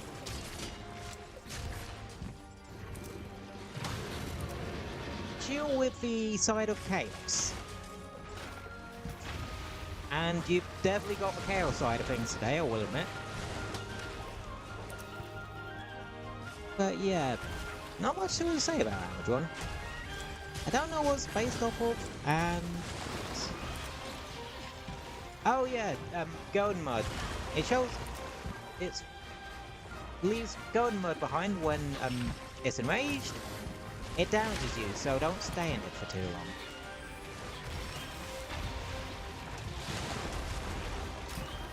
It also is really good at hitting you. How many Rise playthroughs have you done?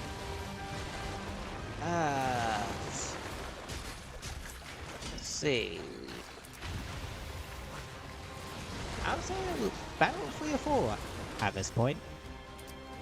About 3 or 4. Also, I have also quit of food.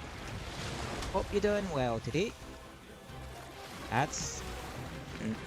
Golden Mud, do not stand for that.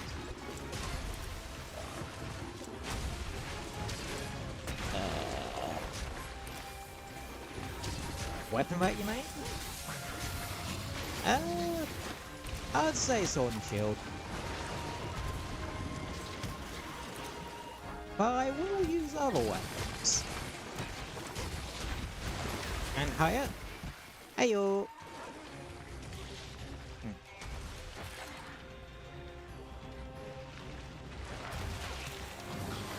The only thing here is, Sword and Shield doesn't seem to be a good fit for fighting this guy. Just because of those front legs. With Mizu, it ain't that bad, because... Rise SNS is very great. Oh, definitely.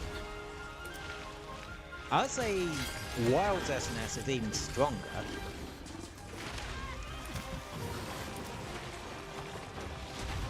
With that, backstep. Are you a windmill or Shogeki enjoyer? Definitely windmill. I know Shogeki and Wilds. Yeah, I do like the Shoryuken. Oh, I prefer the windmill, obviously, but I do like the Shoryuken. I need a breather. Hell, typically with Sunbreak side, I like having that on the second, switch skill. What's it? Anywho, I'm gonna change over to Swax here, cause it just helps out a ton with the front legs. Because otherwise it's gonna be bouncing off those quite a bit. And if you attack it in sword form, you get Mind's Eye off of that. Which makes your life a lot easier.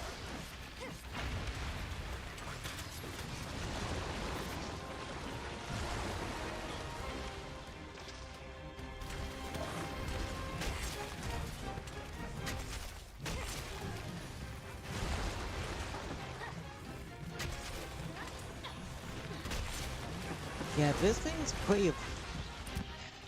got quite a bit of evasion for something its size.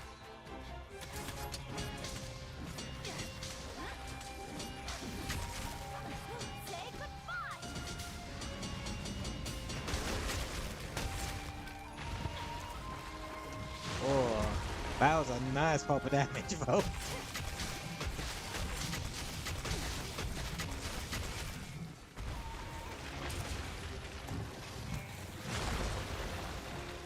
Yeah, Sword and Shield do sometimes have trouble with, like,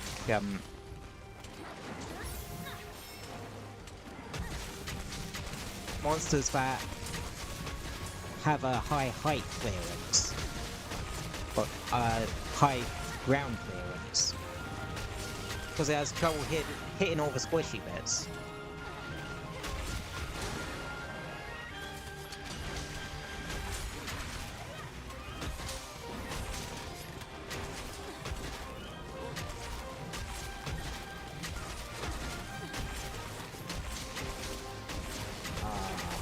Nice.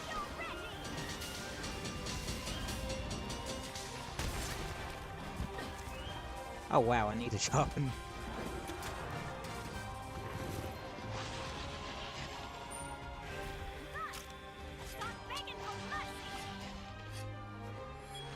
You know, this is gonna sound weird coming from me, considering I bloody love stuff like the Palamute Sacred. But they make it a bit too easy to retreat and heal sometimes.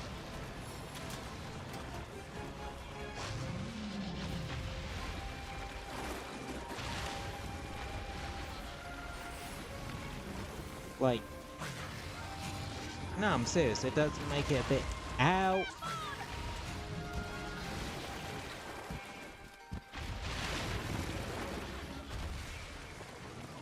Yeah, it does... They do make it a bit too easy to retreat and heal. Not always, but most of the time they do.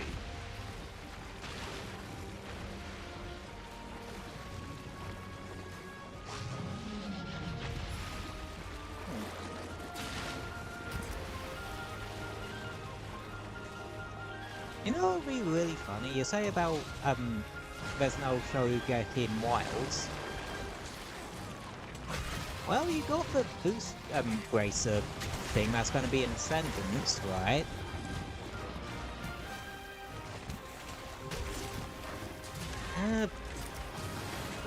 You think that could be a move that could, the boost bracer could give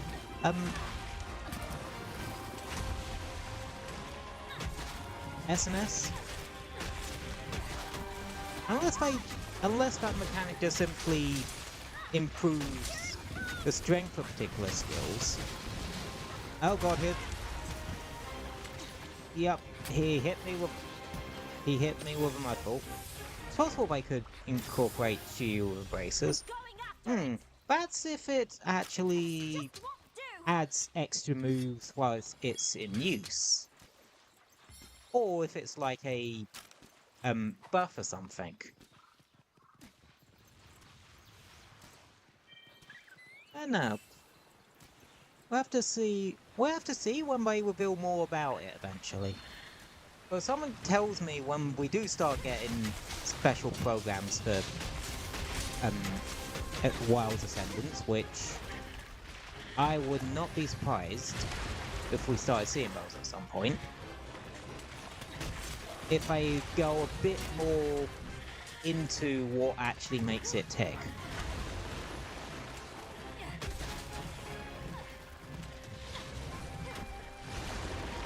Also, I really hope to hell in Ascendants the monsters don't have like, well, the base version monsters don't have like piddly little health pools.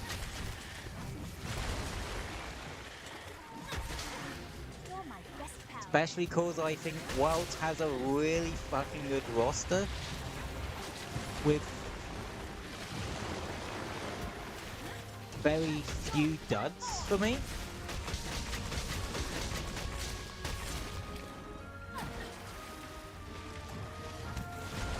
Hell, whilst I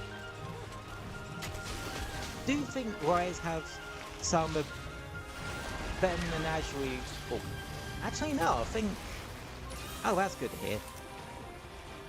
Yeah, well, that's just my theory at least. That will probably. They'll probably show. I think they'll show more likely to show some of that off. I say I think. I'm just kind of spitballing here.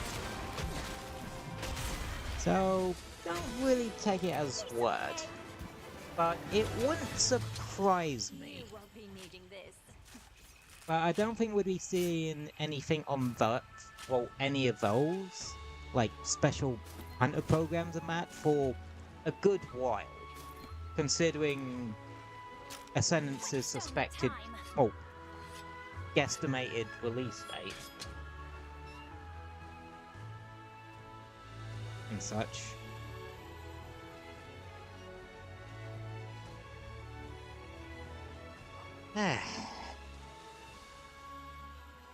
Think I'm probably gonna make that the last hunt for the day. And with that, we actually did our stretch goal of doing all the village quests. Well, urgents. Which means next time we can do the... Sounds good. Thanks for the stream. No probs. Not ending quite yet. I usually chat for about another, like, didn't mean to do that. I usually chat for another, like, 10-15 minutes in it. Minutes-ish. Yeah, thank you for coming either way. It was great having you.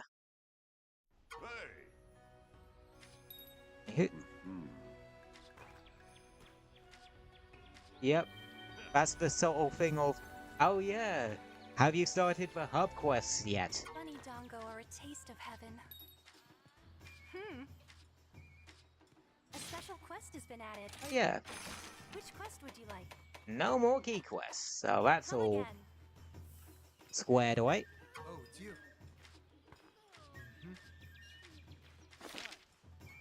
Bye. Oh, hey. Yep. That's an interesting camera angle. Good luck. Hi. Heavy strike stroll. Rocksteady scroll. Bye. Don't know what those do, but considering one's called Rocksteady Scroll, I'm guessing that just makes it so the Palamu can't be knocked See you around. later. And have some form of, like, iframes and such. Yup. See ya. Yeah. Good to see you. Woo! Come again. The rampage doesn't scare me. Blimey, how many quests do y'all suddenly have?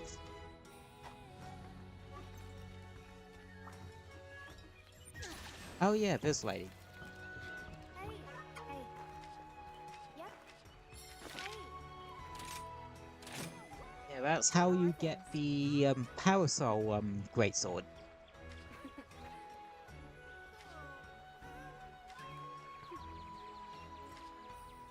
Hey. See you around.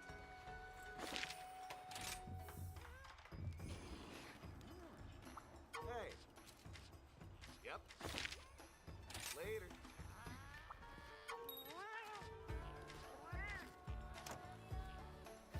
Yeah, this is where you get a lot of these sort of random little weapon designs Sure. and such.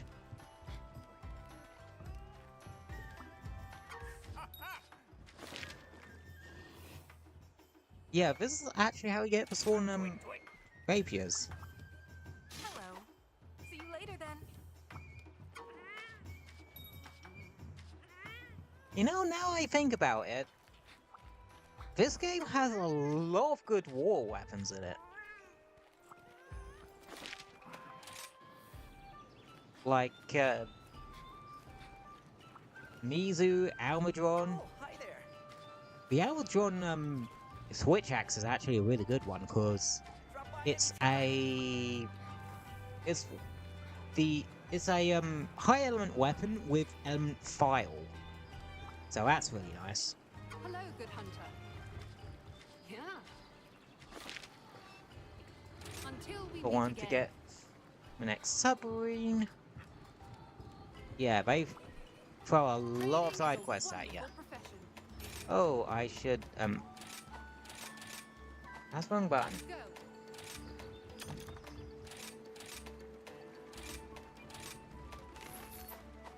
I Thank keep you. forgetting about this sometimes.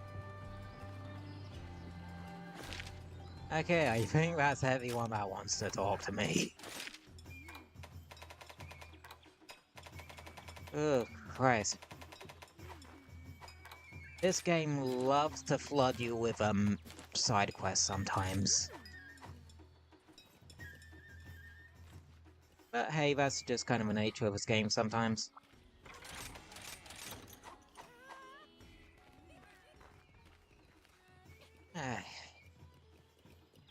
Well, Worlds is a bit more conservative with its side quests, I find.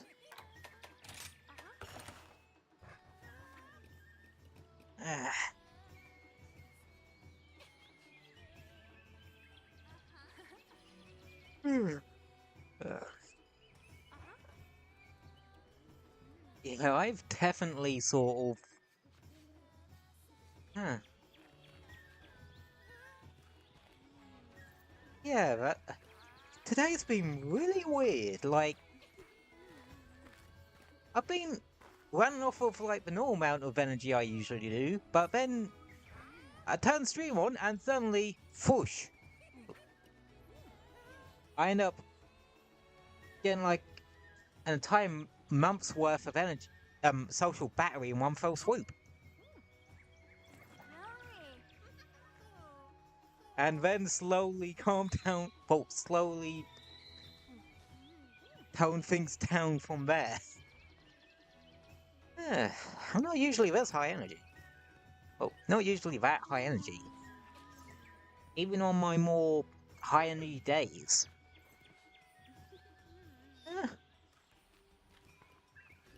Well, this goes through the urgents and key quests, so I ain't complaining too much. Some days must be a good day then. yeah, it has actually. It's actually been a really good day. And that sort of thing. Anywho, I'm gonna put a pin in the game there for today.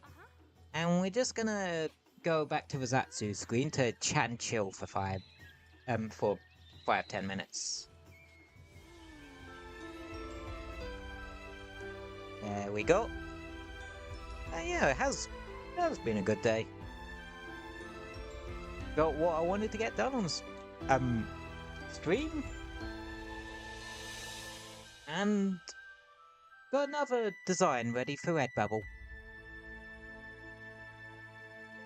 Cause even though even though I'm unemployed, I still keep myself busy with stuff during the day. I haven't quite figured out a proper direction to go in life, which is awkward considering how old I am at this point. I'm still young. I'll figure it out. But yeah, it's been a productive day. And in the pixel art side too, because I do pixel art bits and bobs. Specifically for Redbubble, which is a print shop, and itch.io, which is, well,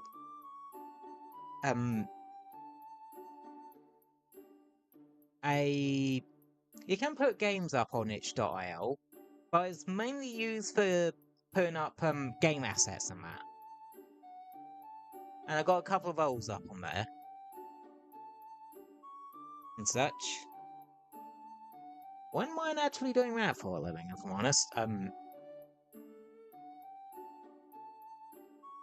Pixel art and that. But yeah, just had a really productive day. Like I said, I got a Redbubble design sorted out and such. So that makes it 2 that I have sorted out for this week now. Nice. But yeah, Redbubble was a print shop which people upload their designs to it, and then people can then buy stuff with that design on. For example, like you could have someone's design on, if they have the settings turned on for it, you could have someone's design put on a mug and such, or on a notepad or something, or a phone case, or like t-shirts and shit, that sort of thing. Whereas itch.io is like, you can put games up on there, or little bits of software and such, but it's also used for people to sell their game assets that they've made on there, like tile sets, button prompts, that sort of thing. I've only got a couple of bits on there at the moment, but that's because I'm not massively quick with my pixel art, but you know what they say, slow and steady wins the race, and quality over quantity. So yeah. But I think I've just had one of my high productivity sort of days today. Cause one of the things with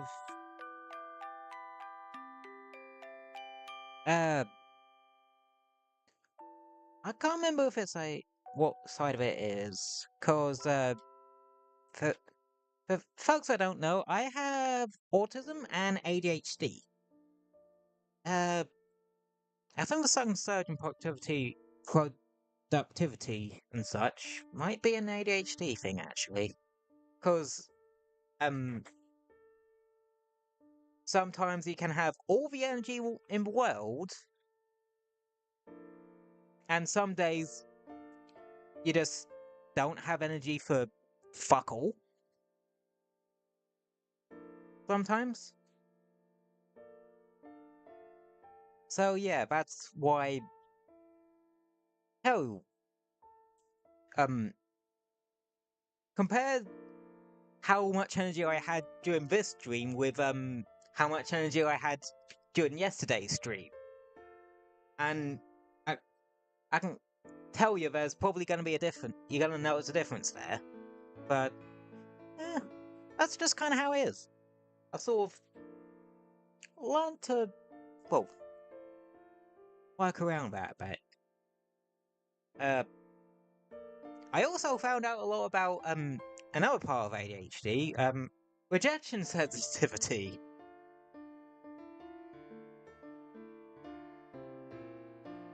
And, well, that explains. When I looked that up, that was definitely a case of... That was definitely a... Wow, that explains a lot moment. I wonder if that's why I'm so high energy about... Well, I wonder if that's why I have so much energy today. Because I've sort of... Because sometimes when...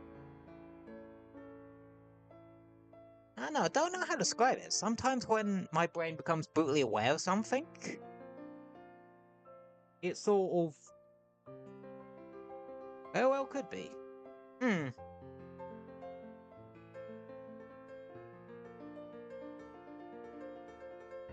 Yeah, I think rejection sensitivity is actually a common ADHD thing.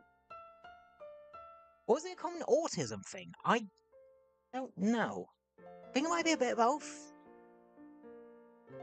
I don't know. But honestly, reading up on that sort of thing was wildly fascinating, actually. Like, makes me want to look up all sorts of little bits and bobs about what I have and such. I don't know. But yeah,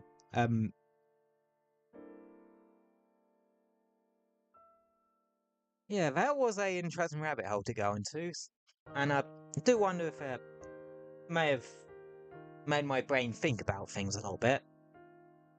But, or it could just literally be today's a high energy day and such. But yeah, my brain's gone blank now. When were you diagnosed, if you mind me asking? Oh, many, many years ago. Like,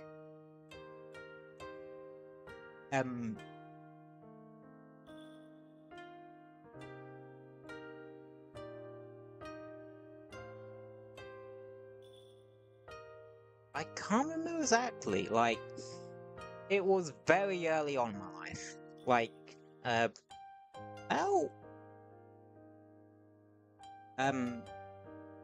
5 or 6-ish? I think I was diagnosed? Was it a bit later with that? I can't remember exactly, but it was when I was still in primary school, so many, many, many, many years ago.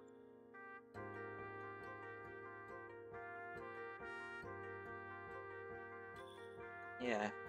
And honestly, back when I was diagnosed, like, not much was really known about it, actually. Like, nowadays, yeah, there was tons of information on it. And just cause it's just been better diagnosed. But back then, when I was diagnosed, it wasn't like a well-known thing. like, I'd say neither side of it was, well, neither autism and ADHD, was particularly well known. I think they umbrella termed my particular brand of, autism as just ASD, or autism spectrum disorder.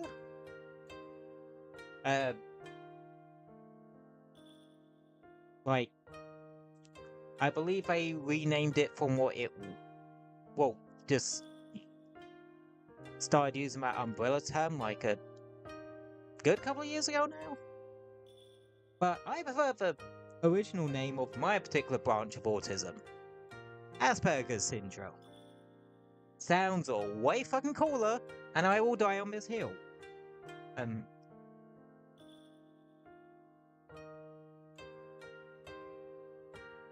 Makes it sound like a goddamn superpower. Which it kinda is, kinda isn't. I suppose that's kind of how I see... how I can see that. Yeah. Honestly, some days it feels like it's one of those superpowers that is really damn good at a particular thing, but it has a hell of a drawback to balance it out. Like, but I wouldn't even say that. Like, I would just say I've always seen it as more my brain's wired differently to other people.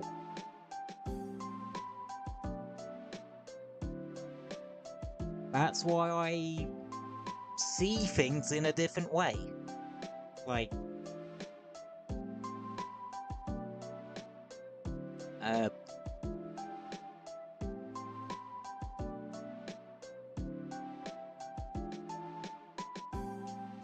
like in the fact that sometimes my brain has to catch up. I have to give my brain time to catch up a bit. I don't know if that's actually part of it, or it's just my brain being a bit slow some days, but hey ho. But yeah. It's one of those really weird things to nail down. Especially in my instance, because where I have autism and ADHD, it can get a bit muddled up for me which aspect is from which side of it. Sort of thing. Yeah, no, it's pretty weird. Pretty weird.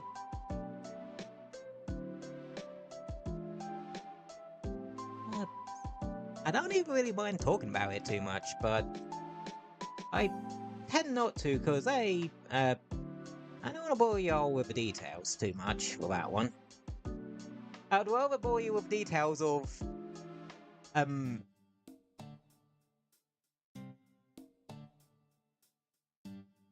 how many video game characters I know that is voiced by Sayu.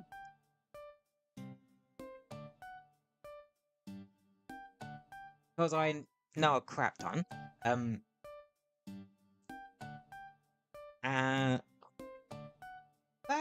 I don't even know all the details about, my mental disabilities. It's very weird.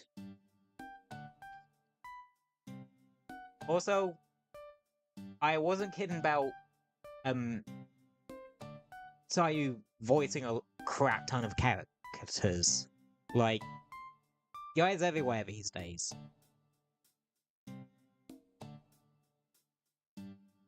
Like, I can think of two off the top of my head that you would never expect him...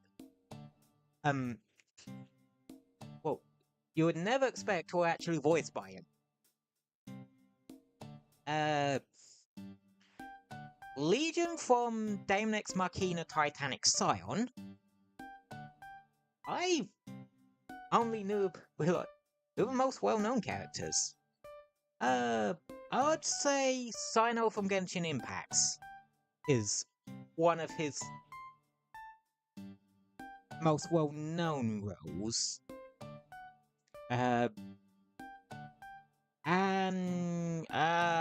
Fuck. Jing, what's it from Star Rail? I'm not too familiar with Genshin. Fair enough. You familiar with Digimon? Cause he's voiced a Digimon. He's voiced a very iconic Digimon at that. In Digimon Story Time Stranger. Alright. He does the voice for Greymon, Metal Greymon, and War Greymon in that game.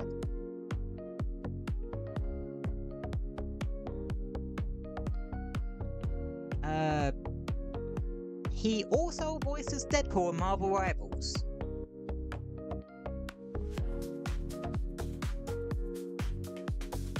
Let's see.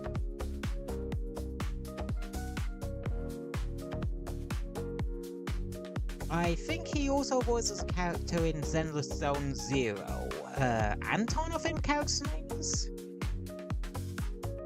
Yeah, it seems like he ends up doing doing some voice work for a lot of the Hoyoverse games.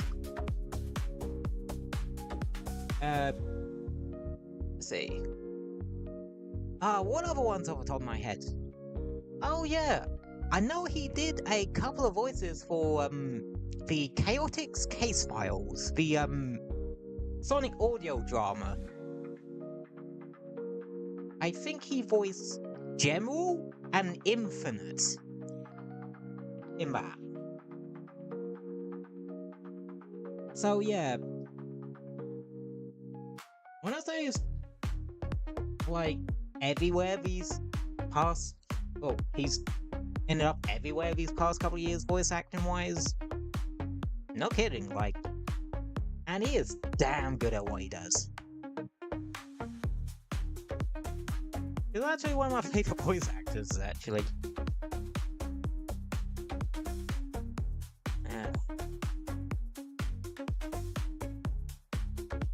Yeah. Yeah, he is one of those voice actors that just gets wild.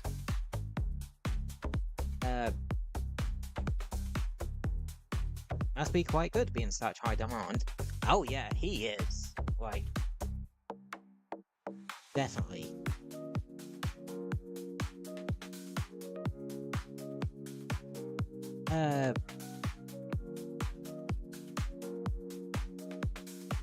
I just thought of something weird.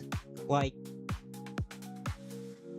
so I mentioned that he voices, Sayo voices Deadpool in Marvel Rivals. It also reminds me about the fact that, in a lot of the other games and that, Deadpool's typically voiced by Nolan North, who also tends to voice Rocket in a lot of the Marvel games. Including Rivals, he actually voices Rocket in that game too.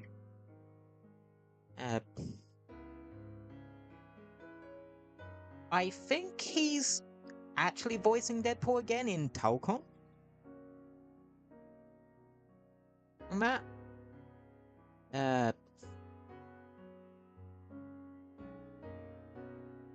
But I personally know Nolan North more.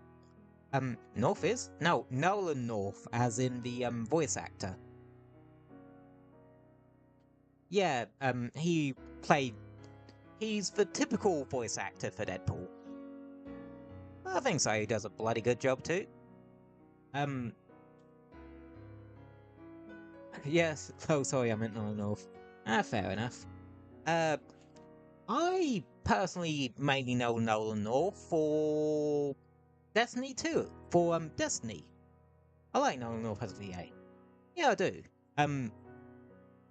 My personal favourite role for him is actually from his role in Destiny, cause he voices our Ghost.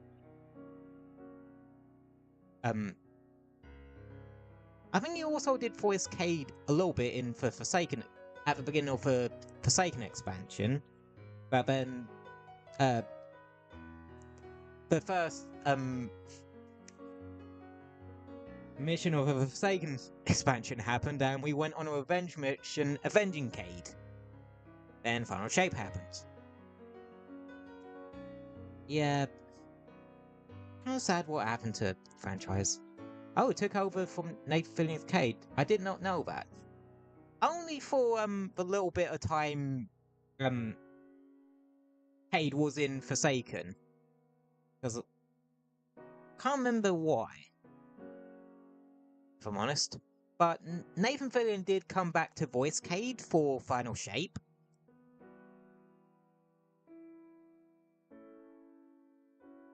I think that's because I've actually been replaying through Destiny 2 with a fresh character recently. Well, and I think I'm up to Final Shape. I see.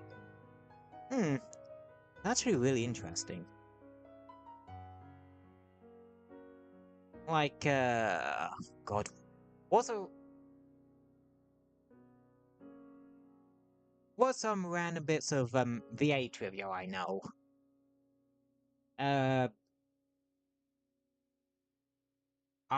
If I remember, the same person who does the North Bear for Nathan Drake from Uncharted. Yeah, he does theirs. God, what's it? VA trivia, Destiny VA trivia. Do I know? Let's see. Oh yeah, Drifter's voice actor. I think he actually did he was in the English dub of the anime Fairy Tail, specifically as Natsu. Which, interesting.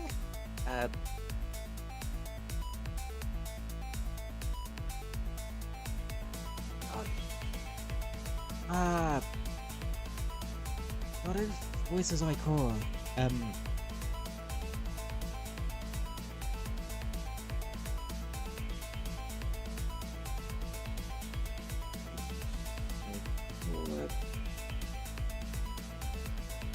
Wait.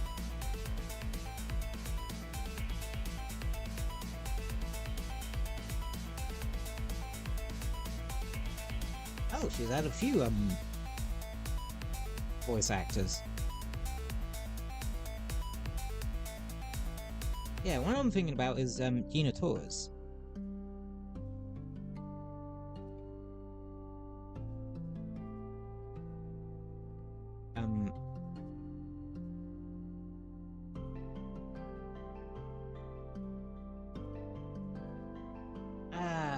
God, what else was she in?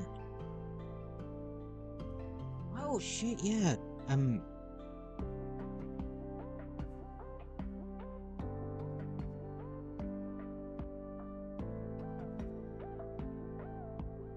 Fire. Yeah. Yep. Gina Torres. She was the initial voice actor for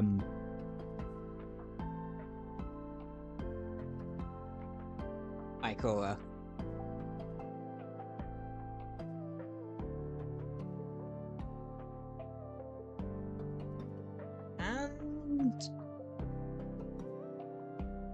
And believe it or not, that's not actually the first place I knew about her. Well, thing I'm aware of that she was in. Ever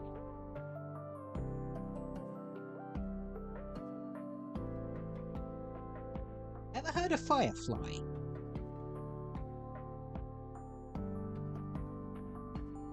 I think. Yeah, she was in Firefly.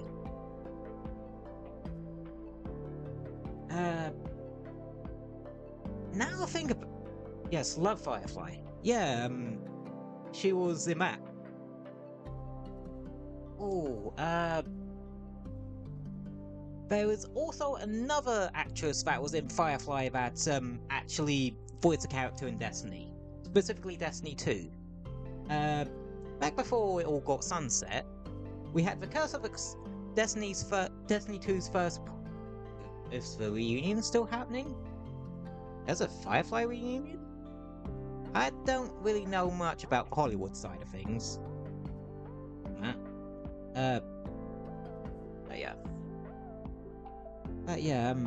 Back before it got sunset, that's fair. There was another actress from Firefly that voiced Osiris's ghost, Sagira. Yeah, Sagira was actually alive at one point. And actually, I believe in that expansion, she quite literally possessed it. Well, her shell was a bit damaged, so she basically, body snatched our ghost. And possessed him for a while. Because apparently, ghosts can do that. I suppose when you're Osiris's ghost, she's bound to have a couple of tricks up her shell. Unfortunately, one of those led to her death at the hands of the High Celebrate of Cebu Wrath. If I'm remembering that right. Yes, I know a lot about Destiny. Know a fair bit about Destiny lore. Despite only playing Destiny 2.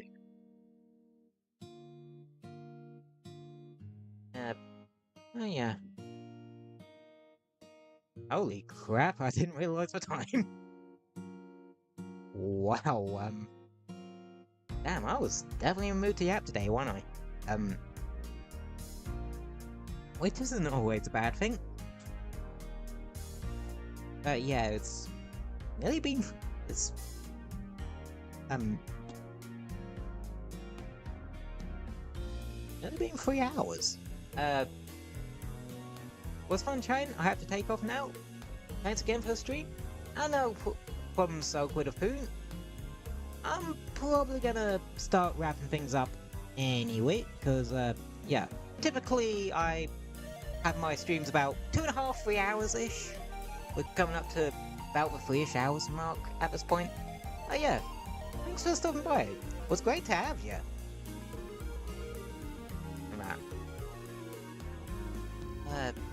Yeah. Before we do wrap up though, I might as well go over the schedule. Yesterday we did Astrobot. Today we did Monster Hunter Rise. Saturday, we is continuing on with Sonic Adventure 2 Battle. No, I have not gotten all the upgrades for the hero characters yet.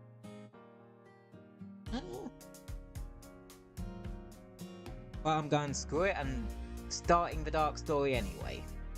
I can always do upgrade collecting before we hit last story or something.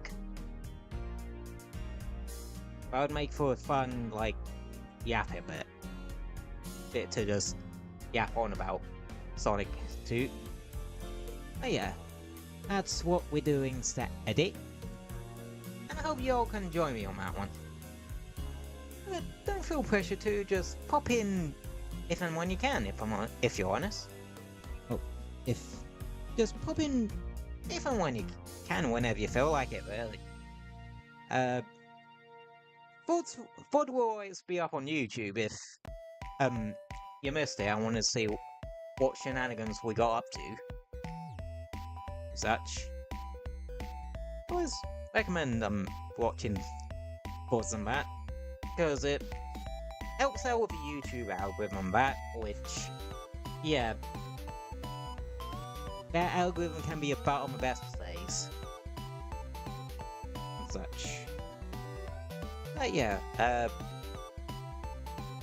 for any folks that are new, I typically stream Wednesdays, Thursdays, and Saturdays at 7:30 PM UK time, which is currently GMT +1. for BST. Yes, we have our own time zone for daylight savings. It's kind of weird.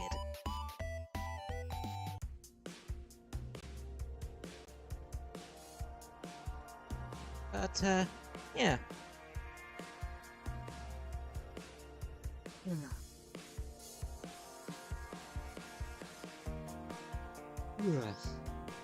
Oh yeah. I'm gonna wrap up there. So as always, thank you all for popping in and hanging out with me. Been great chatting with you all today. And I hope y'all enjoyed all my yammering about Monster Hunter and stuff too. I got plenty more gaming knowledge where that comes from in this noggin of mine. And well, I know a crap ton about Sonic, so if you want I can go full yap mode but on Saturday's stream. Such. But yeah.